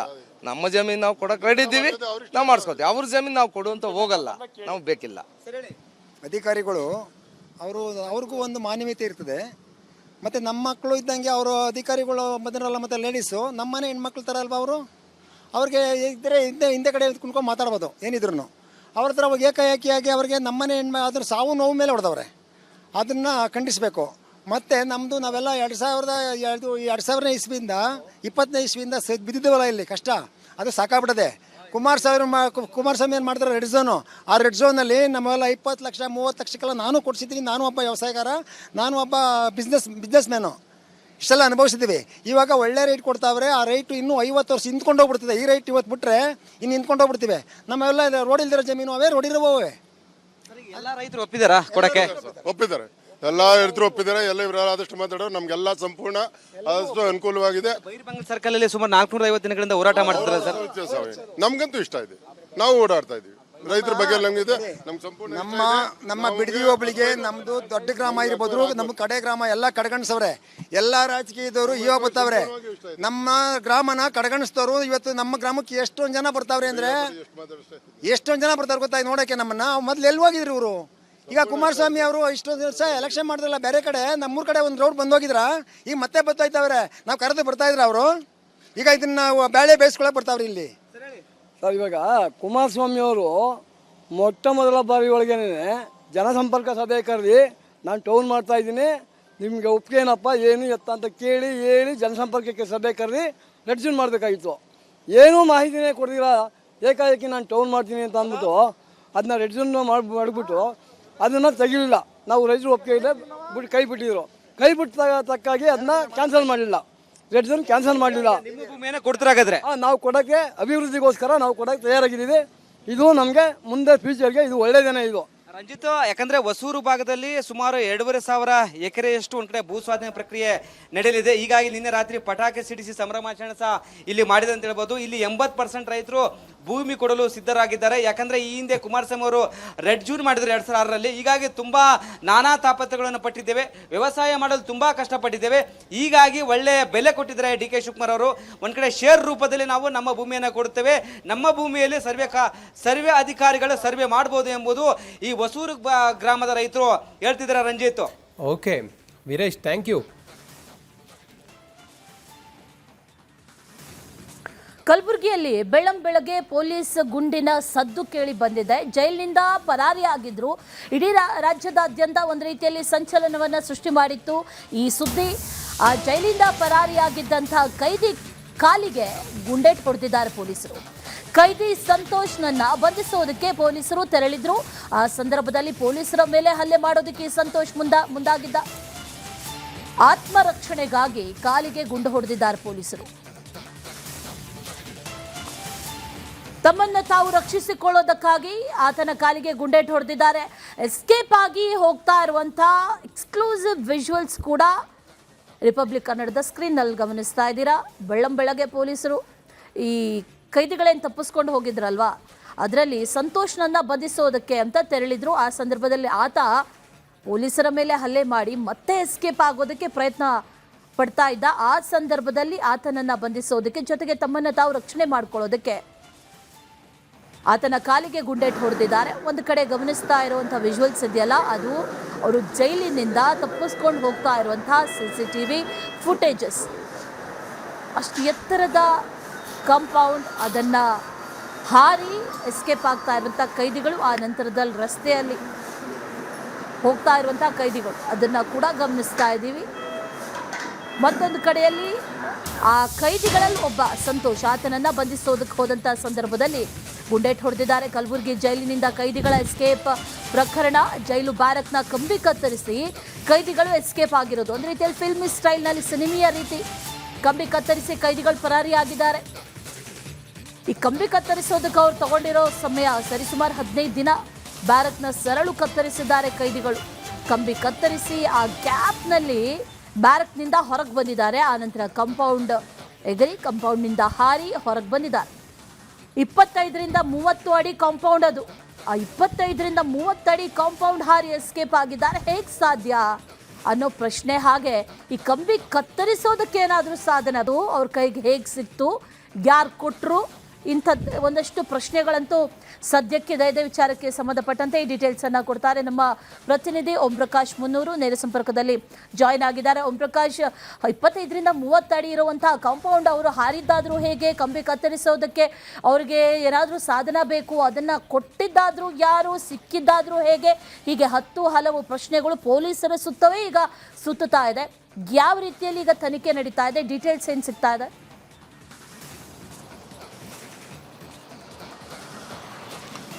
ಖಂಡಿತವಾಗೂ ಅಶ್ವಿನಿ, ಕಲಬುರಗಿ ಸೆಂಟ್ರಲ್ ಜೈಲಿನಿಂದ 3 ಜನ ಕೈದಿಗಳು ಎಸ್ಕೇಪ್ ಪ್ರಕರಣಕ್ಕೆ ಸಂಬಂಧಪಟ್ಟಂತೆ ಒಂದು ಕಡೆ ಈಗ ಪೊಲೀಸರು ತನಿಖೆಯನ್ನು, ಅಂದರೆ ಎಸ್ಕೇಪ್ ಆದಂಥ ಆರೋಪಿಗಳಿಗಾಗಿ ಪೊಲೀಸರು ಹುಡುಕಾಟ ನಡೆಸ್ತಾ ಇರುವಂಥದ್ದು. ಅದರಲ್ಲಿ ಓರ್ವ ಆರೋಪಿ ಏನಿದ್ದಾನೆ, ಎಸ್ಕೇಪ್ ಆಗಿರುವಂಥ ಮಸ್ತಾನ್ ಮತ್ತು ಸಾಗರ್ ಸಂತೋಷ್ ಅನ್ನುವಂಥ 3 ಜನ ಆರೋಪಿಗಳ ಪೈಕಿ ಓರ್ವ ಆರೋಪಿ ಸಂತೋಷ್ನನ್ನು ಇದೀಗ ಕಲಬುರಗಿ ಪೊಲೀಸರು ಕಪ್ನೂರು ಇಂಡಸ್ಟ್ರಿಯಲ್ ಏರಿಯಾದ ಬಳಿ ಬಂಧಿಸಿ ಆತನನ್ನು ವಶಕ್ಕೆ ಪಡೆಯುವಂಥ ಸಂದರ್ಭದಲ್ಲಿ ಆತ ಎಸ್ಕೇಪ್ ಆಗೋದಕ್ಕೆ ಮುಂದಾಗಿ ಪೊಲೀಸರ ಮೇಲೆ ಹಲ್ಲೆ ಮಾಡೋದಕ್ಕೆ ಮುಂದಾಗಿದೆ. ಈ ಸಂದರ್ಭದಲ್ಲಿ ಪೊಲೀಸರು ಸೆಲ್ಫ್ ಡಿಫೆನ್ಸ್ಗಾಗಿ ಆತನ ಕಾಲಿಗೆ ಗುಂಡನ್ನು ಹೊಡೆದು ಇದೀಗ ಅರೆಸ್ಟ್ ಮಾಡಿ ಆತನನ್ನು ಬಂಧಿಸಿ ವಿಚಾರಣೆಯನ್ನು ನಡೆಸೋದಕ್ಕೆ ಮುಂದಾಗಿರುವಂಥದ್ದು. ಇನ್ನಿಬ್ಬರು ಆರೋಪಿಗಳು, ಅಂದರೆ ಜೈಲಿನಿಂದ ಎಸ್ಕೇಪ್ ಆದಂಥ 3 ಜನ ಆರೋಪಿಗಳ ಪೈಕಿ ಓರ್ವ ಬಂಧನವಾದರೆ ಇನ್ನಿಬ್ಬರು ಆರೋಪಿಗಳು ಬೀದರ್ ಕಡೆ ಹೋಗಿದ್ದಾರೆ ಅನ್ನುವಂಥ ಒಂದಷ್ಟು ಇನ್ಫಾರ್ಮೇಷನ್ ಕೂಡ ಇದೀಗ ಪೊಲೀಸರಿಗೆ ಇರುವಂಥದ್ದು. ಆ ಒಂದು ಮಾಹಿತಿ ಮೇರೆಗೆ ಮತ್ತೆರಡು ತಂಡ ಬೀದರ್ನತ್ತ ತೆರಳಿ ಅಲ್ಲಿ ಕೂಡ ಆ ಇಬ್ಬರು ಆರೋಪಿಗಳಿಗಾಗಿ ಹುಡುಕಾಟವನ್ನು ನಡೆಸೋದಕ್ಕೆ ಮುಂದಾಗಿರುವಂಥದ್ದು. ಇಲ್ಲಿ ರಿಪಬ್ಲಿಕ್ ಕನ್ನಡಕ್ಕೆ ಭಾಳ ಎಕ್ಸ್ಕ್ಲೂಸಿವ್ ಆಗಿ ಒಂದಷ್ಟು ದೃಶ್ಯಾವಳಿಗಳು ಕೂಡ ಸಿಕ್ಕಿರುವಂಥದ್ದು. ಅಂದರೆ ಆರೋಪಿಗಳು ಏಕಾಏಕಿಯಾಗಿ ಜೈಲಿನಿಂದ ಓಡಿ ಹೋಗಿಲ್ಲ, ಅದಕ್ಕೆ ಸಾಕಷ್ಟು ಪ್ರೀಪ್ಲಾನ್ ಮಾಡಿದ್ದಾರೆ ಅನ್ನುವಂಥದ್ದಕ್ಕೆ ಸಾಕಷ್ಟು ಪುರಾವೆಗಳು ಕೂಡ ಇರುವಂಥದ್ದು. ಭಾಳ ಪ್ರಮುಖವಾಗಿ ಮೊದಲು ರಾತ್ರಿ ಹೊತ್ತಲ್ಲಿ ಅವರು ಎಲ್ಲರನ್ನೂ ಕೂಡ ಜೈಲಿನ ಬ್ಯಾರಕ್ಗಳಲ್ಲಿ ಹಾಕಿಟ್ಟಿರ್ತಾರೆ. ಹಾಗಾದರೆ ಬ್ಯಾರಕ್ನಿಂದ ಇವರು ಹೊರಗೆ ಹೇಗೆ ಬಂದರು ಅನ್ನುವಂಥದ್ದನ್ನು ಕೂಡ ತೋರಿಸ್ತಾ ಹೋಗ್ತೀವಿ. ಅಂದರೆ ಆ ಬ್ಯಾರಕ್ನಲ್ಲಿರುವಂಥ ಕಂಬಿ ಏನಿದೆ, ಆ ಕಂಬಿಯನ್ನು ಕಟ್ ಮಾಡ್ತಾರೆ. ಮೊದಲು ಆ ಕಂಬಿಯನ್ನು ಕಟ್ ಮಾಡಿ ಕಳೆದ 15 ದಿನಗಳಿಂದ ನಿರಂತರವಾಗಿ ಕಂಬಿ ಕಟ್ ಮಾಡುವಂಥ ಕೆಲಸದಲ್ಲಿ ತೊಡಗಿರ್ತಾರೆ. ಸೊ ಫೈನ್ ಆಗಿ ನಿನ್ನೆ ನಸುಕಿನ ಜಾವ ಆ ಕಂಬಿಯನ್ನು ಕಟ್ ಮಾಡಿ ಕೂಡ ಜೈಲ್ ಬ್ಯಾರಕ್ನಿಂದ ಹೊರಗಡೆ ಬರ್ತಾರೆ. ಅದಾದ ಬಳಿಕ ತಮ್ಮ ಬಟ್ಟೆಗಳನ್ನು ತೆಗೆದುಕೊಂಡು ಹೋಗಿ ಜೈಲಿನ ಕಂಪೌಂಡ್ ಬಳಿ ಇರುವಂಥ ಏನು ಆ ಒಂದು ಗೋಡೆ ಮೇಲಿರುವಂಥ ಕಬ್ಬಿಣದ ರಾಡ್ಗೆ ಕಟ್ಟಿ ಆ ಗೋಡೆಯನ್ನು ಏರ್ತಾರೆ. ಅದಾದ ಬಳಿಕ ಅದೇ ಬಟ್ಟೆಯನ್ನು ಹಿಡಿದುಕೊಂಡು ಆ ಗೋಡೆ ಕೆಳಗಡೆ ಜಿಗಿತಾ ಇರುವಂಥ ದೃಶ್ಯಗಳು ಕೂಡ ಏನು ಈಗಾಗಲೇ CCTVಯಲ್ಲಿ ರೆಕಾರ್ಡ್ ಆಗಿರುವಂಥದ್ದು, ಅದು ಕೂಡ ಡಿಸ್ಪ್ಲೇ ಮೇಲೆ ಪ್ಲೇ ಆಗ್ತಾ ಇರುವಂಥದ್ದು. ಸೊ ಅಲ್ಲಿಂದ ಗೋಡೆ ಹಾರಿ ಹೊರಗಡೆ ಬಂದ ನಂತರ ಏನು 3 ಜನ ಆರೋಪಿಗಳು ಮೇನ್ ರೋಡ್ಗೆ ಬಂದು ಜೈಲಿನ ಮೇನ್ ರೋಡ್ಗೆ ಬಂದು ಅಲ್ಲಿಂದ ಎಸ್ಕೇಪ್ ಆಗಿರುವಂಥದ್ದು. ಆ CCTV ದೃಶ್ಯಗಳು ಕೂಡ ಲಭ್ಯವಾಗಿರುವಂಥದ್ದು. ಈಗ ತಲೆಮರೆಸ್ಕೊಂಡಂಥ ಇಬ್ಬರು ಆರೋಪಿಗಳು ಏನಿದ್ದಾರೆ ಅವರಿಗಾಗಿ ಹುಡುಕಾಟ ನಡೆಸ್ತಾ ಇರುವಂಥದ್ದು. ಮತ್ತೊಂದು ಕಡೆ ಇವರು 3 ಜನ ಕೈದಿಗಳು ಜೈಲಿನಿಂದ ಎಸ್ಕೇಪ್ ಆಗಬೇಕಾದ್ರೆ ಇವರು 3 ಜನರೇ ಅಷ್ಟೇ ಸಾಧ್ಯ ಇಲ್ಲ. ಅಲ್ಲಿ ಜೈಲಲ್ಲಿರುವಂಥ ಒಂದಷ್ಟು ಸಿಬ್ಬಂದಿಗಳು, ಅಧಿಕಾರಿ ವರ್ಗಗಳು ಕೂಡ ಇವರಿಗೆ ಸಾಥ್ ನೀಡಿರುವಂಥ ಒಂದಷ್ಟು ಸಂಶಯ ಕೂಡ ವ್ಯಕ್ತ ಆಗಿರುವಂಥದ್ದು. ಹಾಗಾಗಿ ಇದೀಗ ಪ್ರಿಸೈನ್ ಡಿಪಾರ್ಟ್ಮೆಂಟ್ ತನ್ನ ಆಂತರಿಕ ತನಿಖೆಯನ್ನು ನಡೆಸೋದಕ್ಕೂ ಕೂಡ ಮುಂದಾಗಿರುವಂಥದ್ದು. ಸಾಕಷ್ಟು ಏನು ಕೈದಿಗಳು ಬ್ಯಾರಕ್ನಲ್ಲಿ ಇರುವಂಥದ್ದು, ಅವರಿಗೆ ಅದನ್ನು ಕಟ್ ಮಾಡೋದಕ್ಕೆ ಬೇಕಾದಂಥ ವಸ್ತುಗಳು ಹೇಗೆ ಪೂರೈಕೆ ಆಯಿತು, ಜೊತೆಗೆ ರಾತ್ರಿ ಹೊತ್ತಲ್ಲಿ ಅವರು ಅಲ್ಲಿಂದ ಎಸ್ಕೇಪ್ ಆಗುವಂಥ ಸಂದರ್ಭದಲ್ಲಿ ಆ ನೈಟ್ ಶಿಫ್ಟಲ್ಲಿದ್ದಂಥ ಯಾವ ಸಿಬ್ಬಂದಿಗಳು ಕೂಡ ಗಮನಿಸಿಲ್ವಾ ಅನ್ನುವಂಥ ಈ ರೀತಿಯಾದಂಥ ಸಾಕಷ್ಟು ಪ್ರಶ್ನೆಗಳು ಕೂಡ ಉದ್ಭವ ಆಗಿರುವಂಥದ್ದು. ಆದರೆ ಒಂದಂತೂ ಬಹಳ ಸ್ಪಷ್ಟವಾಗಿರುವಂಥದ್ದು, ಜೈಲಿನ ಸಿಬ್ಬಂದಿಯ ಕೆಲ ಸಿಬ್ಬಂದಿಗಳ ಕೈವಾಡ ಇಲ್ಲದೆ ಇವರು ಇಲ್ಲಿಂದ ಎಸ್ಕೇಪ್ ಆಗಿರೋದಿಲ್ಲ ಅನ್ನುವಂಥದ್ದು ಬಹಳ ಸ್ಪಷ್ಟವಾಗಿರುವಂಥದ್ದು. ಹಾಗಾಗಿ ಇದೀಗ ಬಂದಿಖಾನೆ ಇಲಾಖೆ ಅಧಿಕಾರಿಗಳು ಕೂಡ ಅದನ್ನು ತನಿಖೆಯನ್ನು ನಡೆಸೋದಕ್ಕೆ ಮುಂದಾಗಿರುವಂಥದ್ದು. ಸೊ ಹಾಗಾಗಿ ತನಿಖೆಯ ನಂತರ ಎಷ್ಟು ಜನ ಅಧಿಕಾರಿಗಳು ಇದರಲ್ಲಿ ಶಾಮೀಲಾಗಿದ್ದಾರೆ ಅನ್ನುವಂಥದ್ದು ಒಂದು ಕಡೆ ಗೊತ್ತಾಗಬೇಕಾಗಿರುವಂಥದ್ದು. ಮತ್ತೊಂದು ಕಡೆ ಏನು ಈ ಎಸ್ಕೇಪ್ ಆಗಿರುವಂಥ ಇಬ್ಬರು ಆರೋಪಿಗಳು ಏನಿದ್ದಾರೆ ಅವರು ಎಲ್ಲಿ ಹೋಗಿದ್ದಾರೆ ಅನ್ನೋದ್ರ ಬಗ್ಗೆ ಕೂಡ ಇದೀಗ ಪೊಲೀಸರು ಮಾಹಿತಿಯನ್ನು ಕಲೆ ಹಾಕ್ತಾ ಇರುವಂಥದ್ದು. ಸದ್ಯ ಬಂಧಿತ ಆರೋಪಿ ಏನಿದ್ದಾನೆ ಸಂತೋಷ್ ಆತನಿಂದ ಸಾಕಷ್ಟು ವಿಚಾರವನ್ನ ಕೂಡ ಕಲೆ ಹಾಕೋದಕ್ಕೆ ಮುಂದಾಗಿರುವಂತದ್ದು ಕೂಡ Ashwini. Right Om Prakash, thank you details. Apartment ನಿವಾಸಿಗಳ ಜೊತೆ ಮುಖ್ಯಮಂತ್ರಿ DK ಶಿವಕುಮಾರ್ ಸಂವಾದ. ಬೆಳಿಗ್ಗೆ 11 ಗಂಟೆಗೆ CM DK ಶಿವಕುಮಾರ್ ಮಾತುಕತೆಯನ್ನು ಮಾಡ್ತಾರೆ. ಅಪಾರ್ಟ್ಮೆಂಟ್ನ ನಿವಾಸಿಗಳ ಜೊತೆಗೆ ಮುಖ್ಯಮಂತ್ರಿ DK ಶಿವಕುಮಾರ್ ಅವರು ಸಂವಾದವನ್ನು ಮಾಡ್ತಾರೆ. ಬೆಳಿಗ್ಗೆ 11 ಗಂಟೆಗೆ ಮಾತುಕತೆ ಮಾಡ್ತಾರೆ DK ಶಿವಕುಮಾರ್. ನೆಹರು ತಾರಾಲಯ ಸಭಾಂಗಣದಲ್ಲಿ ಸಂವಾದವನ್ನು ಮಾಡ್ತಾರೆ DK ಶಿವಕುಮಾರ್. ಮಾಲೀಕತ್ವ ನಿರ್ವಹಣೆ ಸಂಬಂಧ ಹೊಸ ಕಾನೂನು ಜಾರಿಗೂ ಮುನ್ನ ಅಪಾರ್ಟ್ಮೆಂಟ್ ನಿವಾಸಿಗಳ ಜೊತೆಗೆ ಮಾತುಕತೆಯನ್ನು ಮಾಡ್ತಾರೆ. ಹೊಸ ನಿಯಮಗಳ ಕುರಿತು ಮಾಹಿತಿಯ ಜೊತೆಗೆ ಚರ್ಚೆ ಮಾಡ್ತಾರೆ. CM DK ಶಿವಕುಮಾರ್ ಕೃಷ್ಣ ಬೈರೇಗೌಡರ ಜೊತೆಯೂ ಕೂಡ ಮಾತುಕತೆಯನ್ನು ಅದೇ ಸಂದರ್ಭದಲ್ಲಿ ಮಾಡ್ತಾರೆ. DK ಶಿವಕುಮಾರ್, ಕೃಷ್ಣ ಬೈರೇಗೌಡರು ಎಲ್ಲ ಇರ್ತಾರೆ. ಬೆಂಗಳೂರು ನಗರಾಭಿವೃದ್ಧಿ ಸಚಿವ ಕೃಷ್ಣ ಬೈರೇಗೌಡ, DK ಶಿವಕುಮಾರ್ ಇವರೆಲ್ಲ ಸೇರಿ ಅಪಾರ್ಟ್ಮೆಂಟ್ ನಿವಾಸಿಗಳ ಜೊತೆಗೆ ಸಂವಾದ ಮಾಡ್ತಾರೆ. ಹೊಸ ಕಾನೂನನ್ನು ಜಾರಿಗೊಳಿಸುವುದರ ಕುರಿತಾಗಿ ಅವ್ರ ಜೊತೆಗೆ ಚಿಂತನ ಮಂಥನ, ಹೇಗೆ ಏನು ಎತ್ತ ಅನ್ನೋದ್ರ ಬಗ್ಗೆ ಎಲ್ಲ ಚರ್ಚೆ. ನಮ್ಮ ಪ್ರತಿನಿಧಿ ಸತ್ತರ್ ನೇರ ಸಂಪರ್ಕದಲ್ಲಿದ್ದಾರೆ. ಸತ್ತರ್, ಅಪಾರ್ಟ್ಮೆಂಟ್ ನಿವಾಸಿಗಳಿಗೆ DK ಶಿವಕುಮಾರ್ ಸಂವಾದ ಕಾರ್ಯಕ್ರಮ 11 ಗಂಟೆಗಿದೆಯಲ್ಲ, ಏನೇನು ವಿಚಾರ, ಏನೇನು ನಿಯಮ, ಏನೇನು ಕಾನೂನು ಬದಲಾಗೋದ್ರ ಬಗ್ಗೆ ಮಾಹಿತಿ ಕೊಡ್ತಾರೆ? ಸದ್ಯಕ್ಕೆ ಏನಿದೆ ಈಗ ಪ್ರಸ್ತುತ ಅಪಾರ್ಟ್ಮೆಂಟ್ ನಿವಾಸಿಗಳಿಗೆ ಮುಖ್ಯಮಂತ್ರಿಗಳು ಹೇಳೋದು ಕೇಳೋದು ಎಲ್ಲ?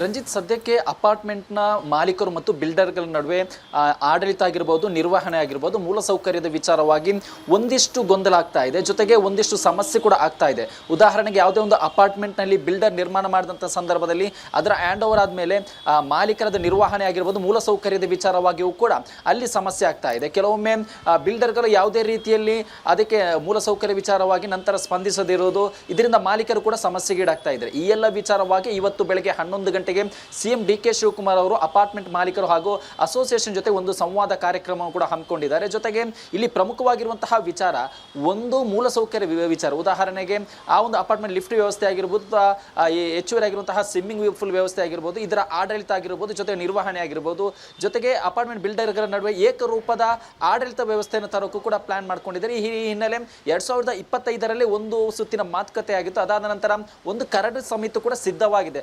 ಅದನ್ನು ಅಂತಿಮವಾಗಿ ಪ್ರಕಟ ಮಾಡುವ ಮುಂಚಿತವಾಗಿ ಇಲ್ಲಿರುವಂತಹ ಅಪಾರ್ಟ್ಮೆಂಟ್ ಅಸೋಸಿಯೇಷನ್ ಜೊತೆಗೆ ಅವರ ಮಾಲೀಕರ ಒಂದು ಸಮಸ್ಯೆ ಅಥವಾ ಅವರ ಅಭಿಪ್ರಾಯವನ್ನು ಆಲಿಸಿ ಮುಂದಿನ ಹೆಜ್ಜೆ ಇಡಲು ಇದೀಗ CM DK ಶಿವಕುಮಾರ್ ಕೂಡ ಮುಂದಾಗಿರುವಂಥದ್ದು. ಅದರ ಜೊತೆಗೆ ಈಗ ಕೆಲವೊಂದು ವಿಚಾರ, ಇನ್ನು ಈ ಒಂದು ಮೀಟಿಂಗ್ ನಲ್ಲಿ ಬೆಂಗಳೂರು ನಗರಾಭಿವೃದ್ಧಿ ಸಚಿವರಾಗಿರುವಂತಹ ಕೃಷ್ಣ ಬೈರೇಗೌಡರು ಕೂಡ ಭಾಗಿಯಾಗ್ತಾ ಇದ್ದಾರೆ.